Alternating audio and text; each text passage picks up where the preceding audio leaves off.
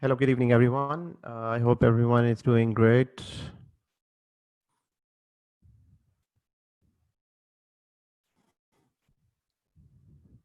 So I will be starting the class in a few minutes.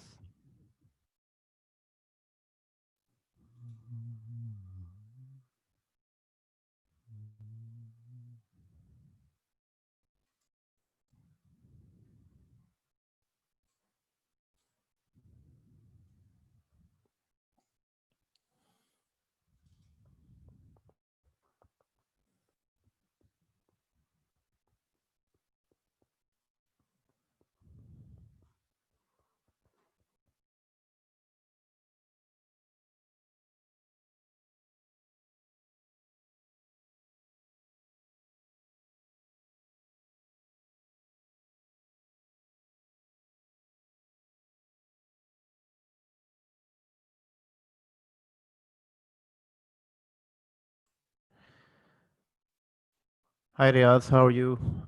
Can you hear my voice?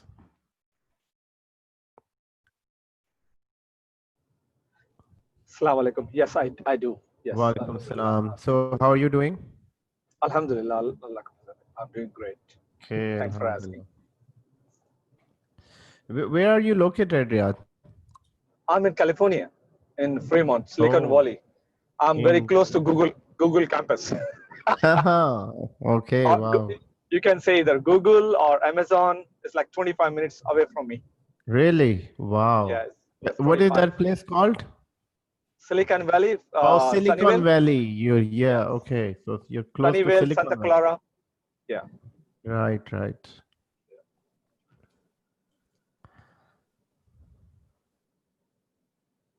You're based in Sydney, correct? Right? I mean, temporary. I Is am it temporary currently or in Sydney. Yeah, I'm currently in Sydney. nice? How's the weather? Weather is cold. Oh man, it's Yeah, it cold, is but cold here. in California we are in a horrible situation. So much fire, Oh, and really? oh Wow. yeah, yeah. If you haven't seen some pictures lately, is the sky is orange. Oh, wow. It's very Wow. bad. Yeah, we had fire too in the summer here in Sydney. It Yes, was horrible. yeah. I saw in the news. So it was because of the summer hot weather? It's hot, dry, hot weather. Yes, yeah. Right, right.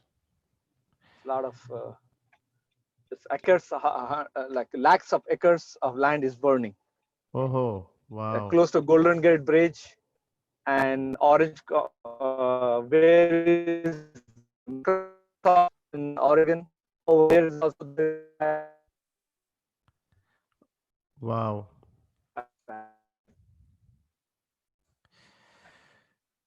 Okay, guys, so let's start. It's 5 minutes over our time. First of all, let's quickly log in into Azure. So far what we have completed is, okay. we have completed uh, cloud computing, understanding, subscription resources. So everything starts in the Azure. Everything starts in Azure from subscriptions. Then we create resource groups, and under the resource group we have resources.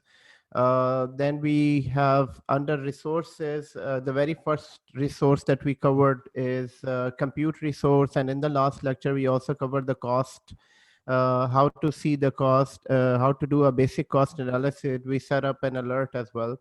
And then in compute, we went through compute building blocks, VM implementation, VM scale availability and scale sets, VM backups, VM monitoring. Monitoring will be touching again in another chapter. Storage building blocks, and storage is a very important component of within Azure as well. And implementing storage account via portal or PowerShell, creating containers and uploading files. So now, so here is a quick review of VMs building blocks. So VM building blocks, again, the thing is, the person who is claiming to be an expert, any person who claims to be an expert of Azure cloud or AWS cloud needs to be an expert expert of these services. So basically, when we create a VM, that is known, that is considered as that we created a IaaS resource. And then when you create a VM, an OS disk is created in the storage account. And we can also add VM extensions to the VM. We also can monitor through Azure Monitor, and log analytics is for advanced monitoring. We can also back up using Azure Backup Service. Using Azure Backup Service, we can, once the VMs are backed up, they are part of the recovery account. Sorry, they are part of the recovery vault. We can also use ASR for disaster recovery and migration. In the VMs, in order to provide high availability, we can use scale sets.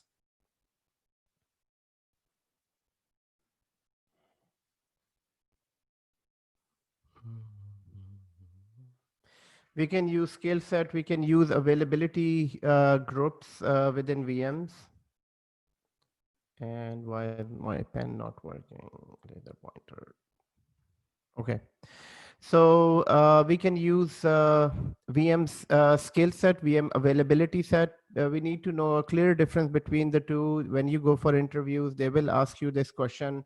And VM scale set is just for scaling in and scaling out based on the load on the VMs, whereas availability sets are used to provide high availability to the VM. So high availability to the VM in terms of providing a fault domain and update domain. We can also create a rule for auto scaling, and container service is also available. We will be discussing that in the next chapter, which is app services. We have VMs are connected to network interface, and through network interface, they are connected to virtual network. And that is basically the topic of today's lecture, virtual networks. Today, we need to become an expert in Azure virtual network. We also have app services, cloud services, service fabric. We haven't went through this chapter. We will go that's the next chapter after this. Serverless services are functions and logic apps, which is workflow management. For security, we have Security Center, Active Directory, and Key Vault. So I would, if let's say you get an interview for Azure admin or Azure architect anywhere in the world, I would create a summary of all these. I will create a summary of all these, and maybe so whatever issues you're getting in the lab, so people are more interested, managers are more interested in knowing that what have you faced while VM scale sets, or what issues you faced while working with availability sets. Secondly, we also worked with storage in the last week. And storage starts with, so these are the four fundamental things that we need to know about the storage. Storage is a disk within the cloud. And the four important components are Azure Container, which is a blob storage. Secondly, a file share. Third, queue and tables.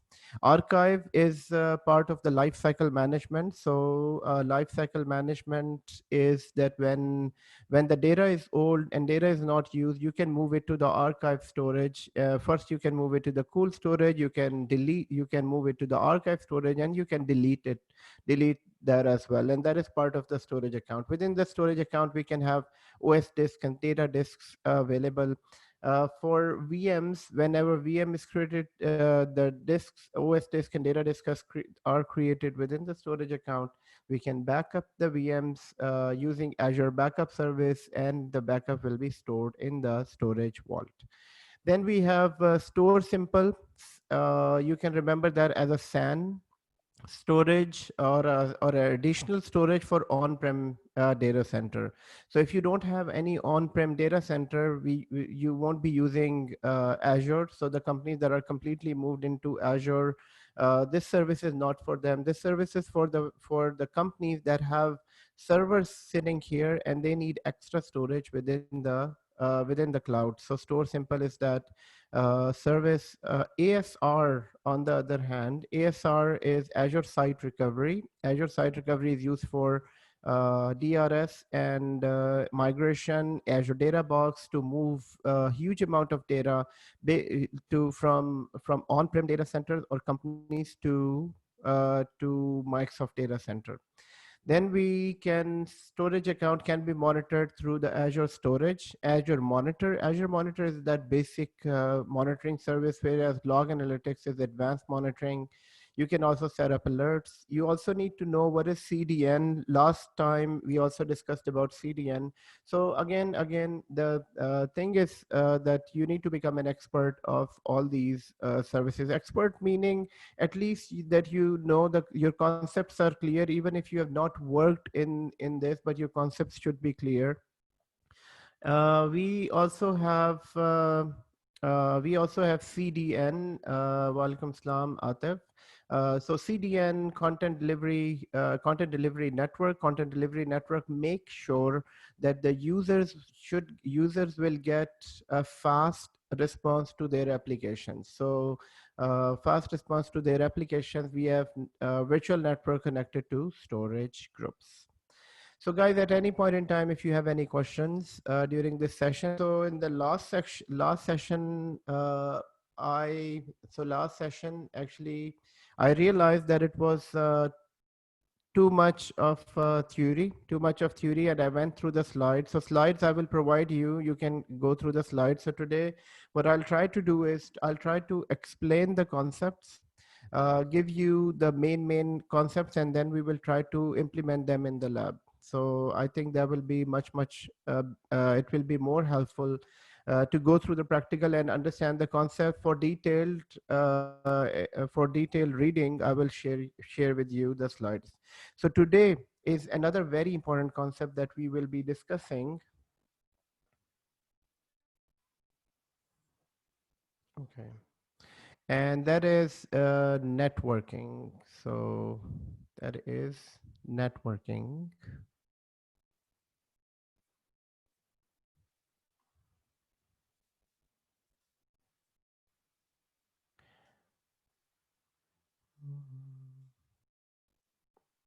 So I'm just setting that up. Oh, okay.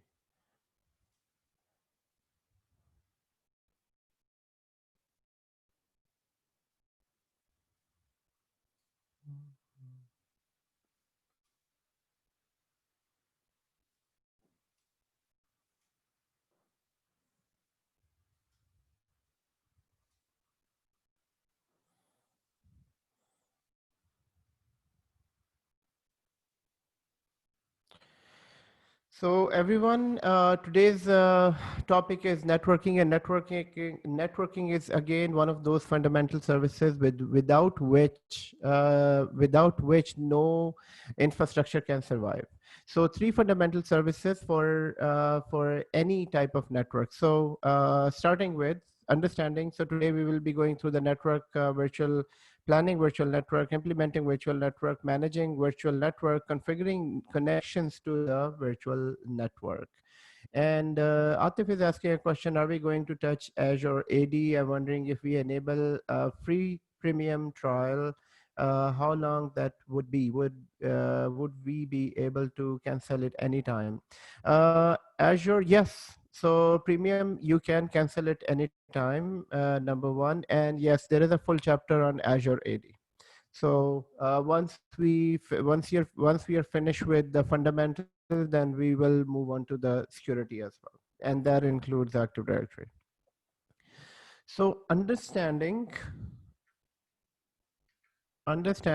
network, you're most welcome. So virtual networks as a component of Azure. First of all, the icon looks like this. We need to remember these icons. Why? Because in the network diagrams, you will be seeing sometimes icons, and and most of the time you will only be seeing the icons. So like on this slide here, this is the icon for virtual network. This is an icon for CDN, and so on. So once you start working with Azure diagrams, you will basically get into get to know these icons here. So first of all, what is a virtual network? It's a representation of your own network in the cloud and logical isolation of Azure cloud dedicated for your subscription. Okay, so before going into and what is in the next slide, range of IP, subnet, and building blocks. Okay, so I will be explaining all this, the building blocks, but let's first understand what is the networking context. What is the context of networking? How much networking do we need to know in order to architect any design for Azure, within Azure, or maybe go through a complete migration? How much of networking do we know? So networking in a physical environment, in the real environment, is it's very simple to understand networking, but in the real environment, it is difficult to work on networking without proper training. Why?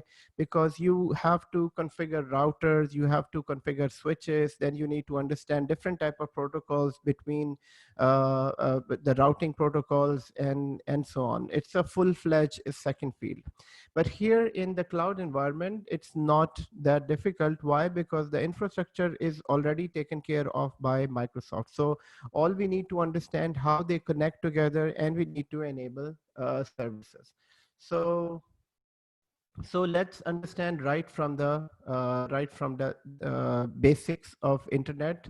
I mean, basics of internet in a sense that so what are the things? So first of all, even before network, what are the main components we are learning in cloud? So starting from a notebook, everyone, from a notebook, the three important components for any notebook. So anyone who is interested in using a notebook for the very first time, so they are introduced with a few services within a notebook. So that includes, let's say, that includes a monitor, that to see the information, that includes the keyboard, that includes so the monitor and the keyboard, and the main board, that includes the CPU and disk and memory and networking. So these are the main components that we use, and we also use within this a USB drive, or maybe a second a data drive that we add. We also have we also so we can use USB drive, data drives, and also we have some other CD drive or DVD drive. Nowadays DVD or CD is not included because there is no need for this. So these are the things that we know of. So exactly, I mean, for any new person working with computers, working with on day to day, you will become an expert because you're using this in every day. So same thing goes on to a physical network. So physical network, in a physical network, what makes a network? First of all, the network is made up of many computers connected together. If you have only one computer or two computer, and all the three computers are working are not connected together, then you cannot say it's a network. But in order to have a network, you need to have these basic components, which are number one, you have to have computers. Number two, you have to have a switch that connects them together. So so now, how many things do we need to know? How many things do we need to have? Number one, we need to have computer. Number two, we need to have a network card on this computer. Number three, we need to have a network cable. Number four, we need to have a switch that will make a network. So that will make a network. So without any of these four components, a network cannot be made. For example, if this computer does not have a network interface card, then this computer is not part of the network. The network is made up of these two computers and this switch. So this is what we understand. Now, in order to connect two networks together, so for example, if we have another network and we have another switch in here, and we connect them together, then we need a device called a router. So we use something called a router, and router is actually it's right here. So I'm remove this. Router is this device. So we need something called a router that connects these switches together. Now, as being a system admin or a cloud admin, this is my understanding. This is maximum at maximum what I need to know in order to manage my side of the network. Now, what I meant by my side of the network, I mean, whenever we go through these migration projects or from data center to data center, from data center to on-prem, there are two types of people, two types of technical people involved, other than a lot of other people who are mostly I mean non-technical, being project managers. Project manager, most of the time they know the technology but not considered as technical people. But the two types of main technical people that are involved in all infrastructure level project, there is someone from system team and someone from networking team. So networking team people are responsible for these routers, they are responsible for switches, they are responsible for routing protocols, and on the system side, we are responsible for servers, we are responsible for applications, we are responsible for services, and so on. So this is system side. So now, as being on the even being on the system side, I need to have this type of understanding, and this is exactly the same type of understanding you need to have in the cloud. So in the cloud, what we need to know, what where our networking starts from. I mean, where our networking knowledge starts from, where we start participating in these projects. There, first of all, we need to understand what is a switch. So switch in a physical network, they are considered as switches.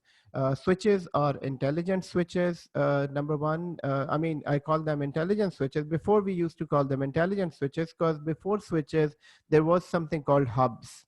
But nowadays, these switches are intelligent switches. Whatever information is sent to one port, so there is definitely ports within the switch here, and whatever information is sent to one port, that is replicated to the other ports, or maybe it can be directly going to the desired or destination port. Now, within the cloud, these switches are known as VNets. So first of all, these switches are known as, actually, so I'll write it in the, so these switches are known as VNet. VNet. So obviously these are virtual switches, and virtual switches, the good thing is that in cloud, we don't have to configure them. So people who are aware of VMware, if you have ever worked in VMware, you still get to work on switches. You still get to select the number of ports, how many ports do you need, and there are different type of ports. There is management port, then there is the VM ports are different. Then on the ports, you can do some VLAN settings as well. But in cloud, you don't have to do much of that, but you do have VNets. So VNet is considered as a switch, and within VNets, what we do, we can divide VNets by subnets. So we can divide VNet by subnet. So the very first thing in within the networking side of a cloud, Azure cloud, we need to know that the switches are known as VNets, and VNets can be divided into subnets. And subnets, number two, subnets can be of different types. Subnet is basic definition. It is a subnet. It's a smaller network of a bigger network. And why do we need subnet in a VNet? You don't need a subnet in a VNet. I mean, if you can work with only one subnet within a switch, that will be fine as well. So what is an example of a very simple network within Azure? Within Azure, as soon as you create one VNet, automatically one subnet is created for us. So one subnet is created for us, meaning it will be something like this. So first of all, there will be okay, so I'll use another slide here.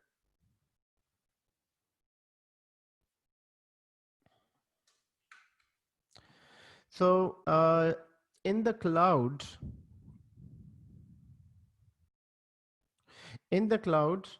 first of all, as soon as we create one VM inside, so VM is considered as a server. As soon as I create a VM within Azure, Sayed is asking a question, is subnet a physical device or just a virtual connection? It's just a virtual connection. We won't, it's a, I mean, in the back end, in the data center, these are physical switches and racks and routers, but we will be working with only virtual devices, and they are as good as physical devices. So these are virtual. Actually, it's a switch. It's just not just a connection, but it's a virtual switches that has subnets, that has the security in them. We can set up rules, different type of security groups that we need to create. So yeah, it's a full-fledged switch that is provided to us. So in Azure, as soon as we create a new VM, so what happens is, so in order to have a VM, what do you need to have? First of all, you need to have something called a subscription. Without a subscription, you cannot create a VM. So when you create a VM, what happens is, so the very first layer after internet, the very first layer is the very first layer is the account that we created. So it will be your account. And secondly, the second thing is subscription. Now, within the subscription, once you create a VM, once you start working with a VM, so within a subscription on the networking side, VNet is created for us. So VNet will be created for us. Now VNet is basically that switch that is provided to us, and inside a VNet, a default subnet is also provided to us for our use. So default subnet will be provided to us. So here so this is known as VNet, and this layer is known as subnet. Can you have a VM without a subnet? No. So you have to have at least one subnet. And the subnet they create for us, it starts from, the range is, they go by this range of IP addresses.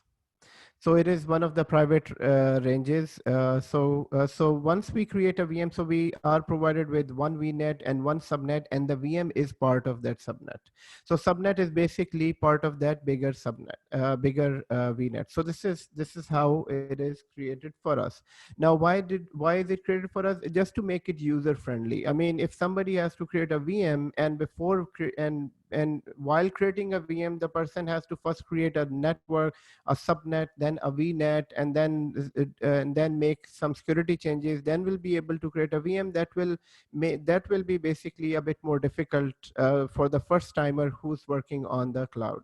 So as soon as we create a VM, a VNet is created for us and a subnet is created for us. So this is, I mean, it's exactly like the network that we work on. So here, now, just like we went through the building blocks of, compute storage, and then we went through storage, the compute and the storage. So now so this is, these are the components that we need to learn about the networking.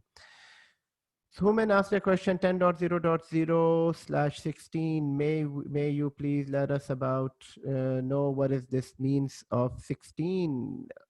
Okay. 16. Okay. Human, I will explain that. I mean, if I start explaining, IP address at this point, we will lose our focus. So I'll park this till the end. And then I'll let you know. Basically, it's a class C address, and that is why it is 16, because the 16 bits are on. So just to give you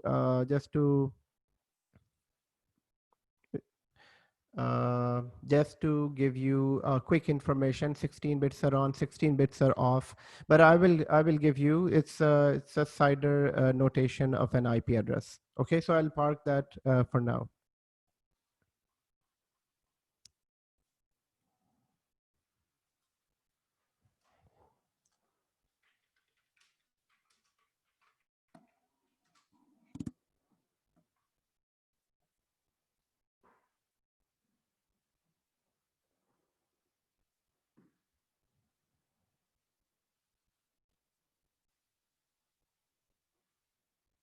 Okay. Um,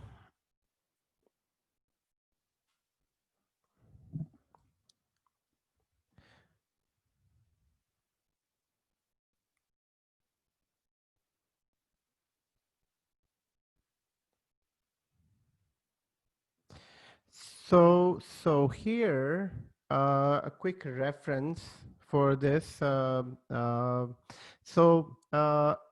so this is just a quick, this is just a quick, very quick understanding of IP addressing. In IP addressing, we have class A, class B, class C, and class D at type of addresses. Here it is class B address. This is a class B address where the IP address starts from number 10, and then it has the rest of the network is for the host. So when they say 16, it is 128.0.0.0, and so this complete part will be used for the host, and this part is used for the network. Uh, so basically, it is the type of address that we can use within this networking, and later on, I can explain more on this. Okay. So here, guys. So the things that are very, very important at the moment that to understand about Azure networking. So number one, to start with, right here, we can see on screen that as soon as we start with a subscription, as soon as we start with a subscription, what happens is that we can divide these networks into multiple networks. So first of all, right here, starting with number one. So we connect through internet.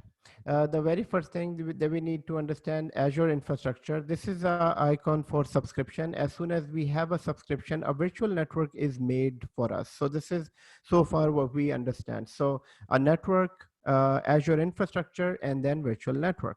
Then the second layer, then inside the virtual network, we can create different subnets for different type of services. So we can create, so each square here, so square number one, square number two, square number three, square number four, square number five, square number four are the subnets within this VNet.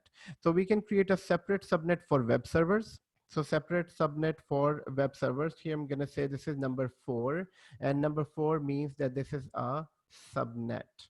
So subnet, separate subnet for web server, separate subnet for application server, another subnet for application app 2, and then a separate subnet for database subnets, and then we have a gateway subnet and virtual appliance.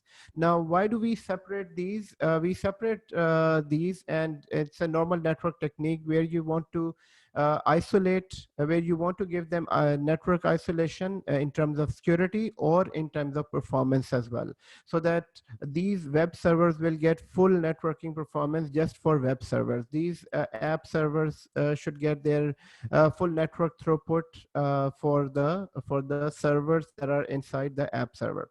So internet, subscription, VNet, and then subnet. Now, in regards to the subnet, one thing that we need to remember that you can create any number of subnets within a VNet. You can also create another VNet as well. I mean, you can also create another VNet, or you can create subnet for separate services. So 4 things. Now, about a subnet, we need to remember if a subnet has a gateway, VPN gateway inside, in that subnet, you cannot have anything else. So if this is a subnet that will have VPN gateway, then this subnet is only dedicated for a gateway. And what is the main function of a VPN gateway? VPN gateway, the main function is that it connects us. This VPN gateway will connect us to the outside network. Without a VPN gateway, you cannot connect to on-premises, you cannot connect to other clouds. So VPN gateway is that subnet which is dedicated for this. Now, what is the meaning of dedication? Dedication means that this subnet this subnet, which is a smaller part of this big network. So what is a smaller part of this big network? So let's say we can use any IP schemes, any private IP schemes here. When you create a VNet, so I can create a IP scheme of 10.0.0.0 slash 16, and then I can have my first subnet, which is this one, having 10.0.1.0 slash 24. This is one subnet. And then I can have a second subnet of, this is a second subnet 0.2.0 slash 24. So this is, I mean, if you are coming from a networking background, this will be very, very easy. This is extremely easy for you to understand. Most of the time, this IP scheme, this complete IP scheme will be completed by the network experts in Azure cloud. So there are people that are networking experts. So in all of these companies, so in my previous projects, even in my current project, so I'm considered as a cloud architect. So I am considered as a cloud architect, whereas I work with a network architect as well. Now, the network architect is a person that is responsible for basically setting up this IP scheme. So I don't have to do this IP scheme that for this subnet or for this region, which IP scheme should I use? Because obviously they need to calculate, they need to come up with an IP scheme for a small, medium to large organizations. So IP scheme is it's a very, very important part of any network, and this is all done by networking architects. So the point here is, if you don't understand this, so first of all, you need to have a basic understanding of this IP scheme. Basic understanding comes from and this basic understanding comes from MCSA or MCSE certification. You will learn these basic techniques, but we don't work on these IP schemes. This is all done by networking architect. Once they are done, they will provide us, they will let us know, for your Canada central region, you can use this IP addressing scheme, and within the region, for first subnet, this is your IP address, and for the second subnet, this is your IP address. So if you don't know about this, do not worry, but you need to have that basic understanding. Now, what is a basic understanding? Basic understanding is, you must know the difference between, what is a difference between 16 and 24. What is the difference between what is the difference between this IP address, so 24, and with this subnet mask? So this and this, I think most of you already know that this and this is exactly the same thing. This is just the way we write this subnet mask, whereas this subnet mask represents that 24 bits are on. So 24 bits are on. So meaning slash 24. This IP address means slash 24 means that here 255, these all bits are on. So each octet, so each IP address is made up of 4 octets. So octet number 1, octet number 2, octet number 3, and octet number 4. And each octet has 8 bits. So each octet will have 8 bits. So, and each bit can have either 1 or 0 value. It can have 1 or 0 value. So if we say 255, that means that all 8 bits are on. So if I say in this octet, before the dot sign, in this octet, there are 8 bits on. So this will be represented as 1, 2, 3, 4, 5, 6, 7, 8. So, and in the second octet, it's 255 bits are on. It means 1, 2, 3, 4, 5, 6, 7, 8. And the next one, 1, 2, 3, 4, 5, 6, 7, 8. And the last bit is 0, which will be all 8, 0. 1, 2, 3, 4, 5, 6, 7, 8. And so if we count these 3 octets bits, so this is 8, this is 8, and this one is 8. So that makes 24. So that makes 24, which means that it is 24 bits are on. I mean, so this 24 is coming from these 8 bits are on. 8 into 3 is 24. So this 24 and this subnet mask is exactly the same thing. Okay, going back to our virtual networking within Azure. So within Azure, we started with internet, and from internet, so we connect from internet to Azure infrastructure, and the very first layer of networking is VNet. VNet is considered as a switch. Switch connects us to the inside in subnets, and we can have so by default when you create a subnet, when you log into the Azure and you create one VM or you create any resource, even if you create just a storage account without VM, you will still get one VNet, and within one VNet you get one subnet, and within the subnet we can dedicate these subnets for different services, or we can have just one subnet with all of the VMs inside. So I can have one subnet with 20 VMs inside, and all these VMs are within this one within the one within one subnet. So it can be like this here. So I connect from the network. Guys, what are we learning today? We are learning today networking, network in Azure. So we connect from Azure to subscription, which is Azure infrastructure. So I'm going to say this is subscription. And then from a subscription, we connect to the very first boundary of network we touch is VNet in terms of VNet, and inside the VNet we have subnet. So we can have one big subnet. So this subnet is by default, the name of this subnet is default subnet. So default subnet. Now in this subnet, I can have one server, or I can have maybe 20 servers, or I can have maybe 100 servers in this 100 servers within this subnet.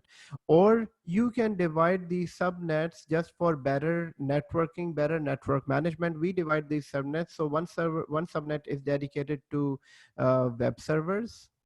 The other subnet is dedicated to the app servers. So the only reason why we dedicate these subnets, so that we can have separate security. So there are two reasons to separate these subnets. Number one, why do we need to create subnets? Number one, security, and number two is performance. So this subnet is dedicated for just the web server, and this subnet is dedicated for the app server. And what we need to understand is that you don't have to create subnets. You can have one subnet with all the servers. And the third thing that we need to remember about the subnet is the subnet that is dedicated for the gateway is dedicated for the gateway. So if we create a subnet for a VPN gateway, so if we create a gateway inside this, in this subnet, you cannot have any other VM. This is just a requirement. This is just a requirement from Azure. This is so you cannot have any other thing within that subnet. Otherwise, in other subnets, you can create any you can create everything. Okay, so now that we understand subnet, and we will be creating these subnets in the lab. So 4 things that so far we have discussed. And the next is that what we need to understand is security. So security, how do we provide security to this network? So within this, within the security context, so here I'm going to write what we just know about the networking. So in the networking, we have VNet. Within a VNet, we have subnet, and subnet can be dedicated for different type of services. And within subnet, we also need to remember one comment about gateway subnet. So gateway subnet. And the next thing that we need to know about the security. So what do we need to know about the security? So what do we need to know about the security? Security is any incoming or outgoing traffic. So security is against any incoming and outgoing network traffic within the cloud. So the very first, so here from the internet, when we start connecting to the internet, the very first door that we need is Azure provides us by default type of security, and that is known as DDoS protection. Now, DDoS protection is distributed denial of service protection. Distributed denial of service protection is this concept. So first, let's understand DDoS protection. protection, and this is new in Azure. This is just introduced in last 6-7 months. Before that, we had to buy this type of protection from Azure, but now they provide us basic protection and standard protection we still need to buy. Now, what is a DDoS protection? DDoS protection is basically, okay, so DDoS protection is this. It involves so right here. So DDoS protection is exactly like this. What happens when we have a traffic jam on the road? So when we have a traffic jam on the road, all the traffic is stuck. So sometimes you're stuck in the traffic for what happens for hours and hours. But then what other thing happens other than we are stuck in the traffic? What happens is all the legit maybe emergency vehicles, they cannot they cannot they will be stuck as well. Now for in North American or in Western countries, we have an emergency lane that nobody crosses, but in our back home, our countries, nobody cares about the emergency lane. They block even the emergency lane as well. So when blocking emergency lanes within a traffic jam, that is like DDoS protection. That is like denial of service attacks. Denial of service attack is basically hackers, they will make your network so busy that your legit traffic won't be able to get into your network. So basically, this is to take down your network. Denial of distributed denial of service attack is not to basically is not to hack into your is to hack into your network, but basically it is to make your network so busy. So it's right here. If you look at this diagram in the bottom, this is the attacker, and attacker is connecting to your network and doing and basically making some DDoS attacks. So DDoS attack is that so DDoS attack is mostly done by bots. So these are bots that will send out huge number of messages. They will make it so busy that your complete network is your complete network will be hung due to a huge number of traffic, and the complete bandwidth is basically used. So in order to protect against that type of attack, Microsoft provides basic DDoS protection. And DDoS protection is basically there are two types of protections available for in terms of DDoS. Number one, standard DDoS, and number two, basic DDoS protection. So basic DDoS protection is provided as part of the subscription, but if somebody is interested in getting the standard service, basically they will charge more but they will provide more features as well. So the very first protection that we get from Microsoft by default is known as DDoS protection, number one. Number two is that once we so DDoS protection is there. Number two, then we have Azure firewalls available. So what is an Azure firewall? As Azure firewall is just like a firewall. So it is like a firewall. So what is in the firewall? Firewall has rules inside. Rules against what? Rules against the traffic that is coming into and going out of your network. But again, Azure Firewall is not a free service. You need to buy this service from Microsoft. So this is the second layer of security. This is the second layer of security that we work on, that we can take advantage of within the cloud. And the third type of security, so okay, so in terms of the firewall, there is something called that networking architecture with Azure Firewall. So how do we utilize this firewall? So what we do, if you have ever heard of a term called hub and spoke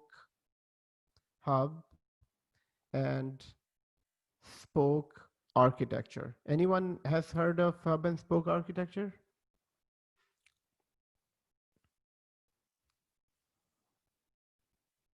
No. Okay, thank you, Ajmal. So everyone, so it's so quiet here today, and everyone is so quiet. Yes, Arshad is saying, Ajmal is saying, Thank you, Majabin, as well. So, guys, hub and spoke architecture. So far, so good. We are moving smooth into this. I don't want to make this lecture bore, because when we start feeling bored, then we start losing interest, and when we start losing interest, we don't get that concept. So keep on sending your questions, maybe just for the change of gears here.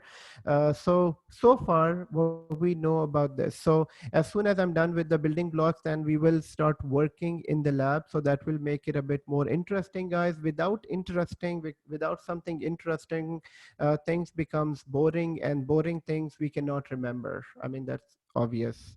So in order to make it interesting, so how much do we know about the networking so far? So how much do we know about the networking so far? So we know that we connect from internet to Azure subscription. The very first networking layer is VNet, and then we connect through a subnet. By default, one VNet, one subnet is provided. We can create more subnets within Azure. Then we started talking about security, and within security, the very first layer of security is DDoS protection, and DDoS protection basic is provided. We need to know what is DDoS protection. It is basically jamming of our networking traffic. So hackers would jam our networking traffic coming from internet, so that our legit traffic won't be able to go out. Now, what is a legit traffic? The legit traffic for, let's say, a busy website for ebay.com. So ebay.com complete infrastructure is sitting inside. So legit traffic is eBay customers. All the customers are trying to connect to your servers, but here this is Mr. Hacker who is jamming your traffic with you can say it's the traffic, or the hacking traffic, or maybe a traffic that is not required. uh, so it will jam the traffic, it will clog your complete bandwidth, that these users will start disconnecting. So which is basically, this is known as denial of service attack. So the very first protection, Microsoft basic provides that basic protection called basic DDoS protection, and you can buy from them standard DDoS protection. Then second layer of security we spoke about is Azure Firewall. Azure Firewall, like any other firewalls. Have we ever seen any firewall? Yes, we have seen firewalls in Windows, and firewalls are just very simple. Okay, so these are not that simple. Actually, I would call them simple because firewalls have just rules based on port numbers, rules based on IP address, rules based on protocols,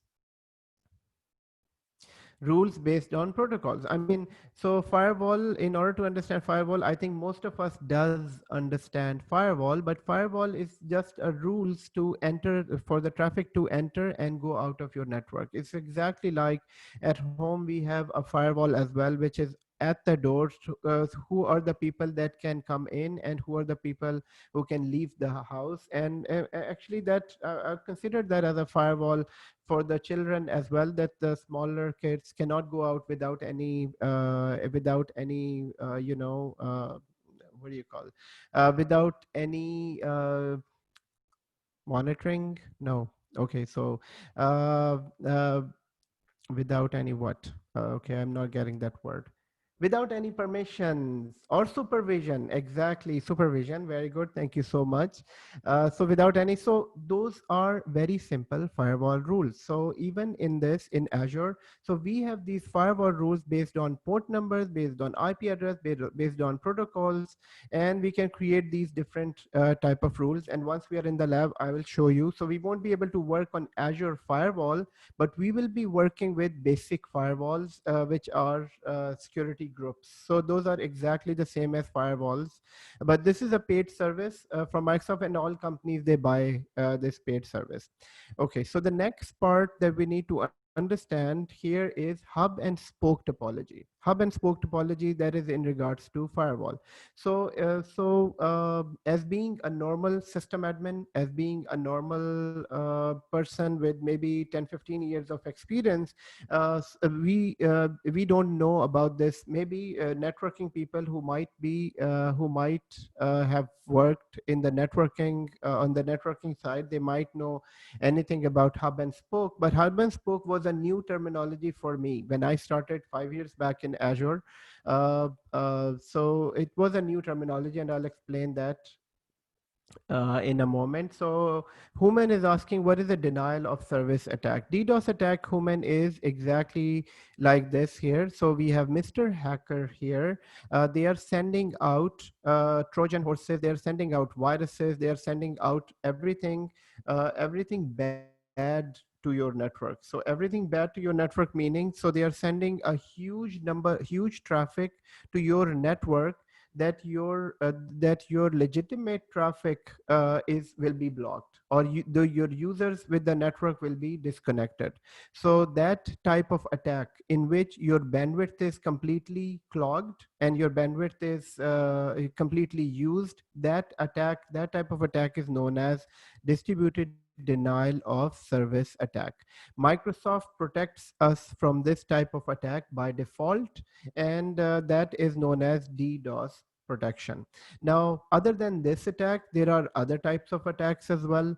For all other types of attack, yes, it's a ransom attack as well. And other types of attack is other types of attacks are also known as other types of attacks can be protected from Azure Firewall, but there are other ways to protect this as well, and that I will be mentioning shortly. So Human is saying, is there a software? It's not considered, we can consider as a software, but it's a Azure service. It is one of the Azure service. DDoS protection is one of the Azure service that we can utilize to protect. So basic protection is provided, whereas a standard protection we can buy. Now, so here, maybe to understand, okay, so hub and spoke topology. What is hub and spoke topology? Guys, hub and spoke topology is very simple. Hub and spoke topology is a concept in which we create an isolated subnet right before the internet. So right before the internet, so this is here is considered as this is considered as an app service. So this is an app service. I don't know why this is okay. So this is an app service icon, but let's consider this as an internet. So in internet, what happens, your all traffic is coming in and going out, which is known as inbound and outbound traffic. First, it needs to go through this subnet. And in this subnet, the only thing in this subnet is the firewall. So there is a firewall. There might be other appliances, the networking, the gateway appliances are sitting here. And and from here, once the traffic is cleaned, and it is clean, then it will be sent inside the network. And inside the network, we can have special VNets for all different applications. So for example, this VNet is for this VNet is for our web servers, all the web servers. This VNet is for web server. This other VNet is for application one. And we can have another VNet for a CRM application. We can have another VNet for our database servers. So basically all other subnets. So all other subnets that we utilize for other services is known as spoke subnets. So the subnet, that is the subnet that protects us against all types of attacks, all types of traffics. This island of subnet, this separate island before connecting to our backend services, before connecting to our applications, before connecting to anything within the infrastructure, this area where everything first connect to is known as hub. So this is known as hub. And all these other subnets, all these other VNets inside the network that has our application server, that has our web server, is known as spoke. So this complete topology is known as hub and spoke topology. Let's try to understand that maybe from another angle as well. So I'm gonna write here hub and spoke topology. So hub and spoke architecture. which is right here. So this one is an hub and spoke architecture. We connect from on-premises. VPN Gateway connects through express route right here within this. So this is known as hub network. In the hub network, you will have everything that is that is not everything that is part of the infrastructure, and that is part of the gateway of the that is part of your incoming and outgoing traffic, or you can say it's a management network. And this subnet won't have anything in regards to the business side of the network. So it won't have any business applications, it won't have any business databases, or maybe web apps or mobile apps. So this network is this network is a place where we have our jump box. Number one, we have our the other networking appliances. So this is a networking firewall appliance. Here we have our management network. So management network meaning, so normally even this one is not kept here. So in this diagram, they are keeping Active Directory subnet within the hub. Even the Active Directory subnet is set up within the Spoke network. And then Spoke is considered as your application subnets, your application servers here, in here. Yes, so Ajmal, yeah, that's what I'm saying, that in this network they have placed the Active Directory. Normally, Active Directory is not within this. So this is a correct diagram. So in that network, I don't know why they placed Active Directory servers in there. So basically, hub is that network in which you have only management network, and it is also considered as a management network. So it has a gateway, it has a firewall, and it has a management subnet, one jump box. And from here, you can connect from inside network. Here, this is application one, and here you have application two. Exactly. So this is to protect our network. So next time when somebody talks about what do you know about hub and spoke network, hub and spoke network, if you can keep this picture in mind, that so first of all, it's an island that is created. It's an island type of infrastructure. I mean, nowadays we can understand it more because we have been through this COVID, and we had those quarantine places where people are, if once they are inside the country, when they're traveling inside the country, they are kept in separate places. So that separate quarantine places where people are kept for 14 or 15 days, that is considered as a hub. And once they are clean, then they are allowed entrance to the rest of the country. So you can, I mean, now we can better understand that. So that topology, that type of topology is known as hub and spoke topology. And spoke is, they call spoke. So I mean, when I heard the word of spoke, I thought maybe it is something to do I mean, it is everything to do with the communication, but the word spoke confused me in the beginning. But spoke is nothing but those isolated subnets that are dedicated for different type of applications. So here we also have another type of architecture. Here we have hub and spoke topology. So I know it's a bit blur in here, but here we have, this is a hub topology. Just think of this as, so we have a gateway subnet, we have a firewall subnet, and this is hybrid. There is no hub and spoke topology in this one. Okay. And we will be doing a lab on the hub and spoke topology as well. So Shakil is asking, Spoke is VLANs or what? No, Spoke is not a VLAN. Spoke is a VNet. So since you joined a bit late, Shakil, this is why you're asking this question. And now, but it's not VLAN. It's a complete network. So complete network meaning it's a VNet. A VNet meaning it's a separate switch. Okay, so going back to our basic understanding here, we connect from internet to Azure subscription, and from Azure subscription we have VNets. VNets is considered as a switch. Then we have subnets. Subnets have VMs inside. Then in terms of protection, we have DDoS protection to start with, and then we have Azure firewall. So Majibin is saying one subnet is dedicated to firewall. Yes, so the subnet that is dedicated to firewall is considered as a hub subnet. You can say that one subnet before connecting to the internet, that subnet that has one firewall, that has a VPN gateway, and for the most part, these are the two things are there to start with. Then we can have one subnet as one for the one subnet for jump box.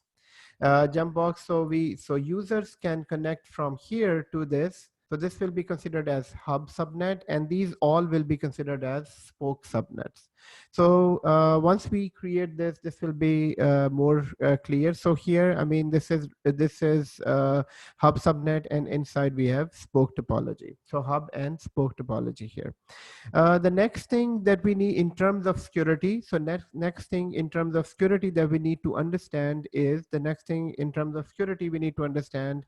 So how many things do we know about the security so far? Starting from the beginning, one more time. So we have a user connects to subscription, connects to VNet, the very first, this is the very first network layer, which is a VNet. VNet, what is a VNet? VNet is nothing but a switch. So it is the first switch that is provided. Inside the VNet, we have subnets. Inside, by default, there is only one subnet, and by default, there is only one subnet. Right, so this is a part of networking. And then in terms of security, we discussed that so this is the infrastructure. So in infrastructure, we know that there is a VNet, then we have subnets, and inside the subnet we have VMs inside the subnet. In terms of security, the very first security layer is DDoS protection, number one, and number two is Azure Firewall. And number three, within Azure Firewall, we discussed about hub and spoke topology. So the next thing that we need to discuss, can we make a default subnet to hub? Can we make a default subnet to hub? Can we make a default subnet to hub? Yeah, hub has a subnet. Without a subnet, you cannot have a VNet. So hub is nothing but a VNet, right? So if a hub is a VNet, it has a subnet. And what do you mean by default subnet? Default subnet is just a name that is given to the first subnet. I mean, any subnet can be a default subnet. Even we don't keep the word default subnet, we always change it to the name to a particular subnet. For example, when we create the first VM in Azure, let's say if I created this VM, I will get one VNet automatically, and also I will get a default subnet. So this subnet will be called a default subnet. And the very first thing we do when we architect the Azure design properly, we change this name to a proper subnet name. So I will change this name to a, let's say I would call this a web server subnet. Web subnet 1. So this is web subnet 1, and you can have a web subnet 2. So Ajmal, your question, can we make a default subnet to hub? So default subnet can be any subnet, and hub is just a VNet. You can have 10 different subnets within hub as well. But remember that hub, since hub is our first door to our Azure, we try to keep it as simple and as protected as possible. So once the user enters into Azure through internet, so this is internet, and once they try to enter, what we do, we make this hub, we make this one VNet. So basically it's just a VNet, and we call this a hub VNet. So this will be a hub VNet, and in this I would want to have just a firewall, number one, to check all the traffic, and then VPN gateway is required because we need to connect to outside world. So there is a gateway, and from here gateway we connect to maybe just one jump box. So here jump box, and then connect to the network. So that's what the hub is. So in terms of security, we discussed DDoS, we also discussed the firewall, and now the third layer of security is known as NSGs. Now, NSGs are basically NSG, another name for NSG. So NSG are firewalls on the subnet. So NSG is a firewall on the subnet. It's just a simple firewall. It's just a firewall on subnet, so which is right here. So this is known as NSG number one. On this subnet, we have a NSG on this subnet, we have NSG on all of them. And by default, these NSGs are provided. So NSG stands for Network Security Group. Network Security Group. And Network Security Group can be applied to subnets or VMs. Network Security Group can be applied either to a VM or it can be applied to a subnet. So that's what network security group is. And what is in the network security group? Network security group, since it is a firewall, we can block traffic based on IP address. We can block or allow traffic based on ports. So these are the two things that we can create traffic. Now, so is this network security group any different from the normal firewalls? No, it is exactly the same. So in Windows or Linux, both, if you have seen the firewalls are all alike. Firewalls are all alike. These firewalls so firewalls monitor traffic, and then we can block or restrict traffic based on ports and IP addresses. So NSG is nothing but a firewall. Okay, so so time for a break. Can we have a break in like 10 minutes, or do we need a break? Is it like exactly the time, and the time is going for the prayer?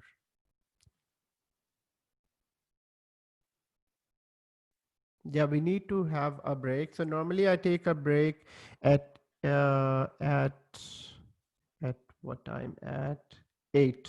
We can have a break at 8 p.m. So if that is okay, okay. Okay, so Maghrib, based on different timings, different places. So if we can wait till like 10 more minutes, let me finish this building block, and then we can go for a break. Is that okay, Majibin? So question goes for Majibin. Okay. Okay, very good, Shakil and Majibin. Thank you. So guys, so we are moving smooth into this. You can see that it's not very difficult. It's all connected to each other. Guys, the thing here is, if you are drawing with me, on your paper, don't worry about paper and pencil. Just keep on drawing. So the number of times when I write this, you should write that too. I mean, when you write these all, the user connects from a subnet connects to a VNet connects to VNet connect to a user connects to a subscription connect to a VNet connect to a subnet.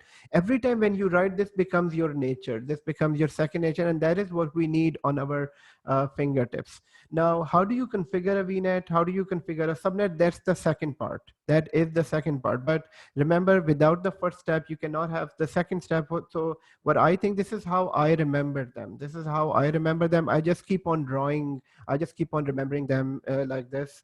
Subscription, VNet, subnet. Then in terms of security, DDoS, and then Azure Firewall. Azure Firewall has hub and spoke. Hub and spoke is nothing but that quarantine place, and then where all of the traffic would stop, and then it is let inside the network or go outside the network. Spokes are just the application subnet. Then the third layer of security is NSGs. NSGs is network security groups, and network security groups are nothing but simple firewalls. The Windows firewall. How many of us has seen Windows firewall? All of us at one time or another, we might have seen Windows firewall. So and I can show you Windows firewall here. So if I can go into,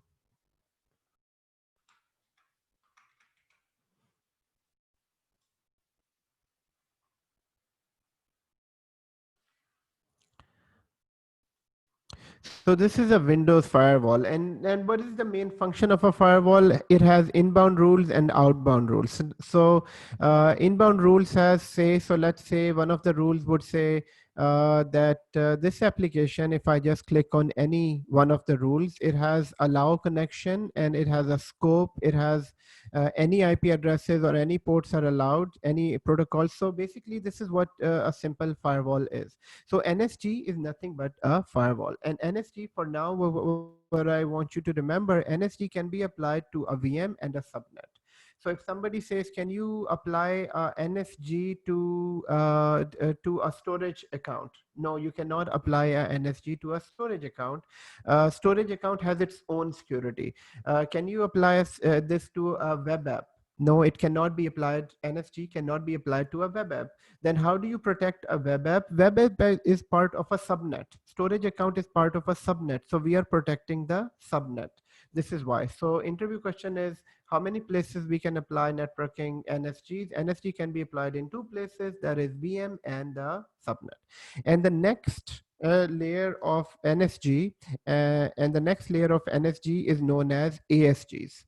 So here in terms of security, we have the very first thing is NSG, and for the NSG we need to remember that it can be applied to a subnet or it can be applied to a VM directly.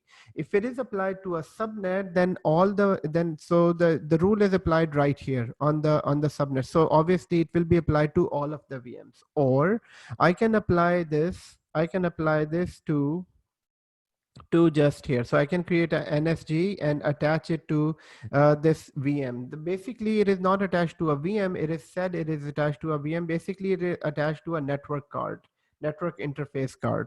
So once it is attached to this VM, so this VM, meaning that I am protecting this VM with a certain IP address. So for example, here I'm saying that port 80 traffic, which is the web traffic, is allowed on this subnet. But on this VM, I'm saying it is not allowed. So on this VM, port 80 is restricted. So which means most restrictive will win. This VM will be able to communicate on port 80, but this VM won't be able to communicate on port 80 because we have set up NSG on a VM level. So NSGs can be set up on VM level. Then the next one within the same context, so Microsoft they just introduced something called ASGs. ASGs, which is right here. ASG is a application. This is application security group. So NSG is, so I'm going to write here, it is called network security group. And ASG is application security group, app security group. It is exactly a firewall. It is nothing more than a firewall, but it is on complete application level. So which means that let's say we have application number one, which is CRM application. And this CRM application has 15 VMs inside. So it has VM number one, VM number two, server number three, server number four, server number five, and server number six, server number seven. They all need one port to be allowed for the CRM based application. So instead of setting that one rule on all 15 servers, we create a ASG and we apply it to all the servers that are part of this application. So this is just to make the rules easier, applying the rule easier, number one. And number two is it is easier to troubleshoot as well. So if you had to troubleshoot that one rule on let's say 50 machines of that one application, then it will be very difficult instead of just going into one ASG and then look at the rule and troubleshoot that rule. So ASG, it is application security group. NSG is a network security group. ASG can be applied to a complete subnet as well. And within that subnet, you can have, it will be applied to all the servers in that application. Now that application ASG, which is application security group, it can have VMs from it. It can have web VMs, it can have database VMs, it can have application VMs. So all different types of VM, but they are part of this one application. So ASG, which is application security group, and NSG is network security group. So these are four different types of, actually five different type of security that we can provide in this. So four different type of security. So what have we learned so far at the moment? So when a user connects to a subscription from internet, so a user connect to a subscription. Number one, user then is connected to a VNet, then VNet connects to subnets, and by default there is that one default subnet. You can create many different subnets. So here I'm going to write here web subnet, app subnet, and then gateway subnet. So these are different type of subnets. And then we discussed about security. And within the security, the very first protection that Microsoft by default provides is DDoS protection. Second one, Azure Firewall, which is a full-fledged enterprise level firewall. It's not just a very simple firewall, it's a full-fledged enterprise level firewall, which is an application level firewall. Ajmal is asking a question, is there a table we put and noted down all security rules? Yeah, for sure, yeah. So there is, just like any other firewall where you can create, these rules, we can have them in our and once we are in the lab, you can see. So everyone create one VM. Actually, before going for a break, we can create two VMs. So create two VMs, VM number one as web VM1 and VM number two, so that by the time we come back, the VMs are created. And so create two VMs, number one, web one and web two. So, okay, so I was just reviewing this information. So in terms of security, we know about DDoS attack. We also know about Azure Firewall.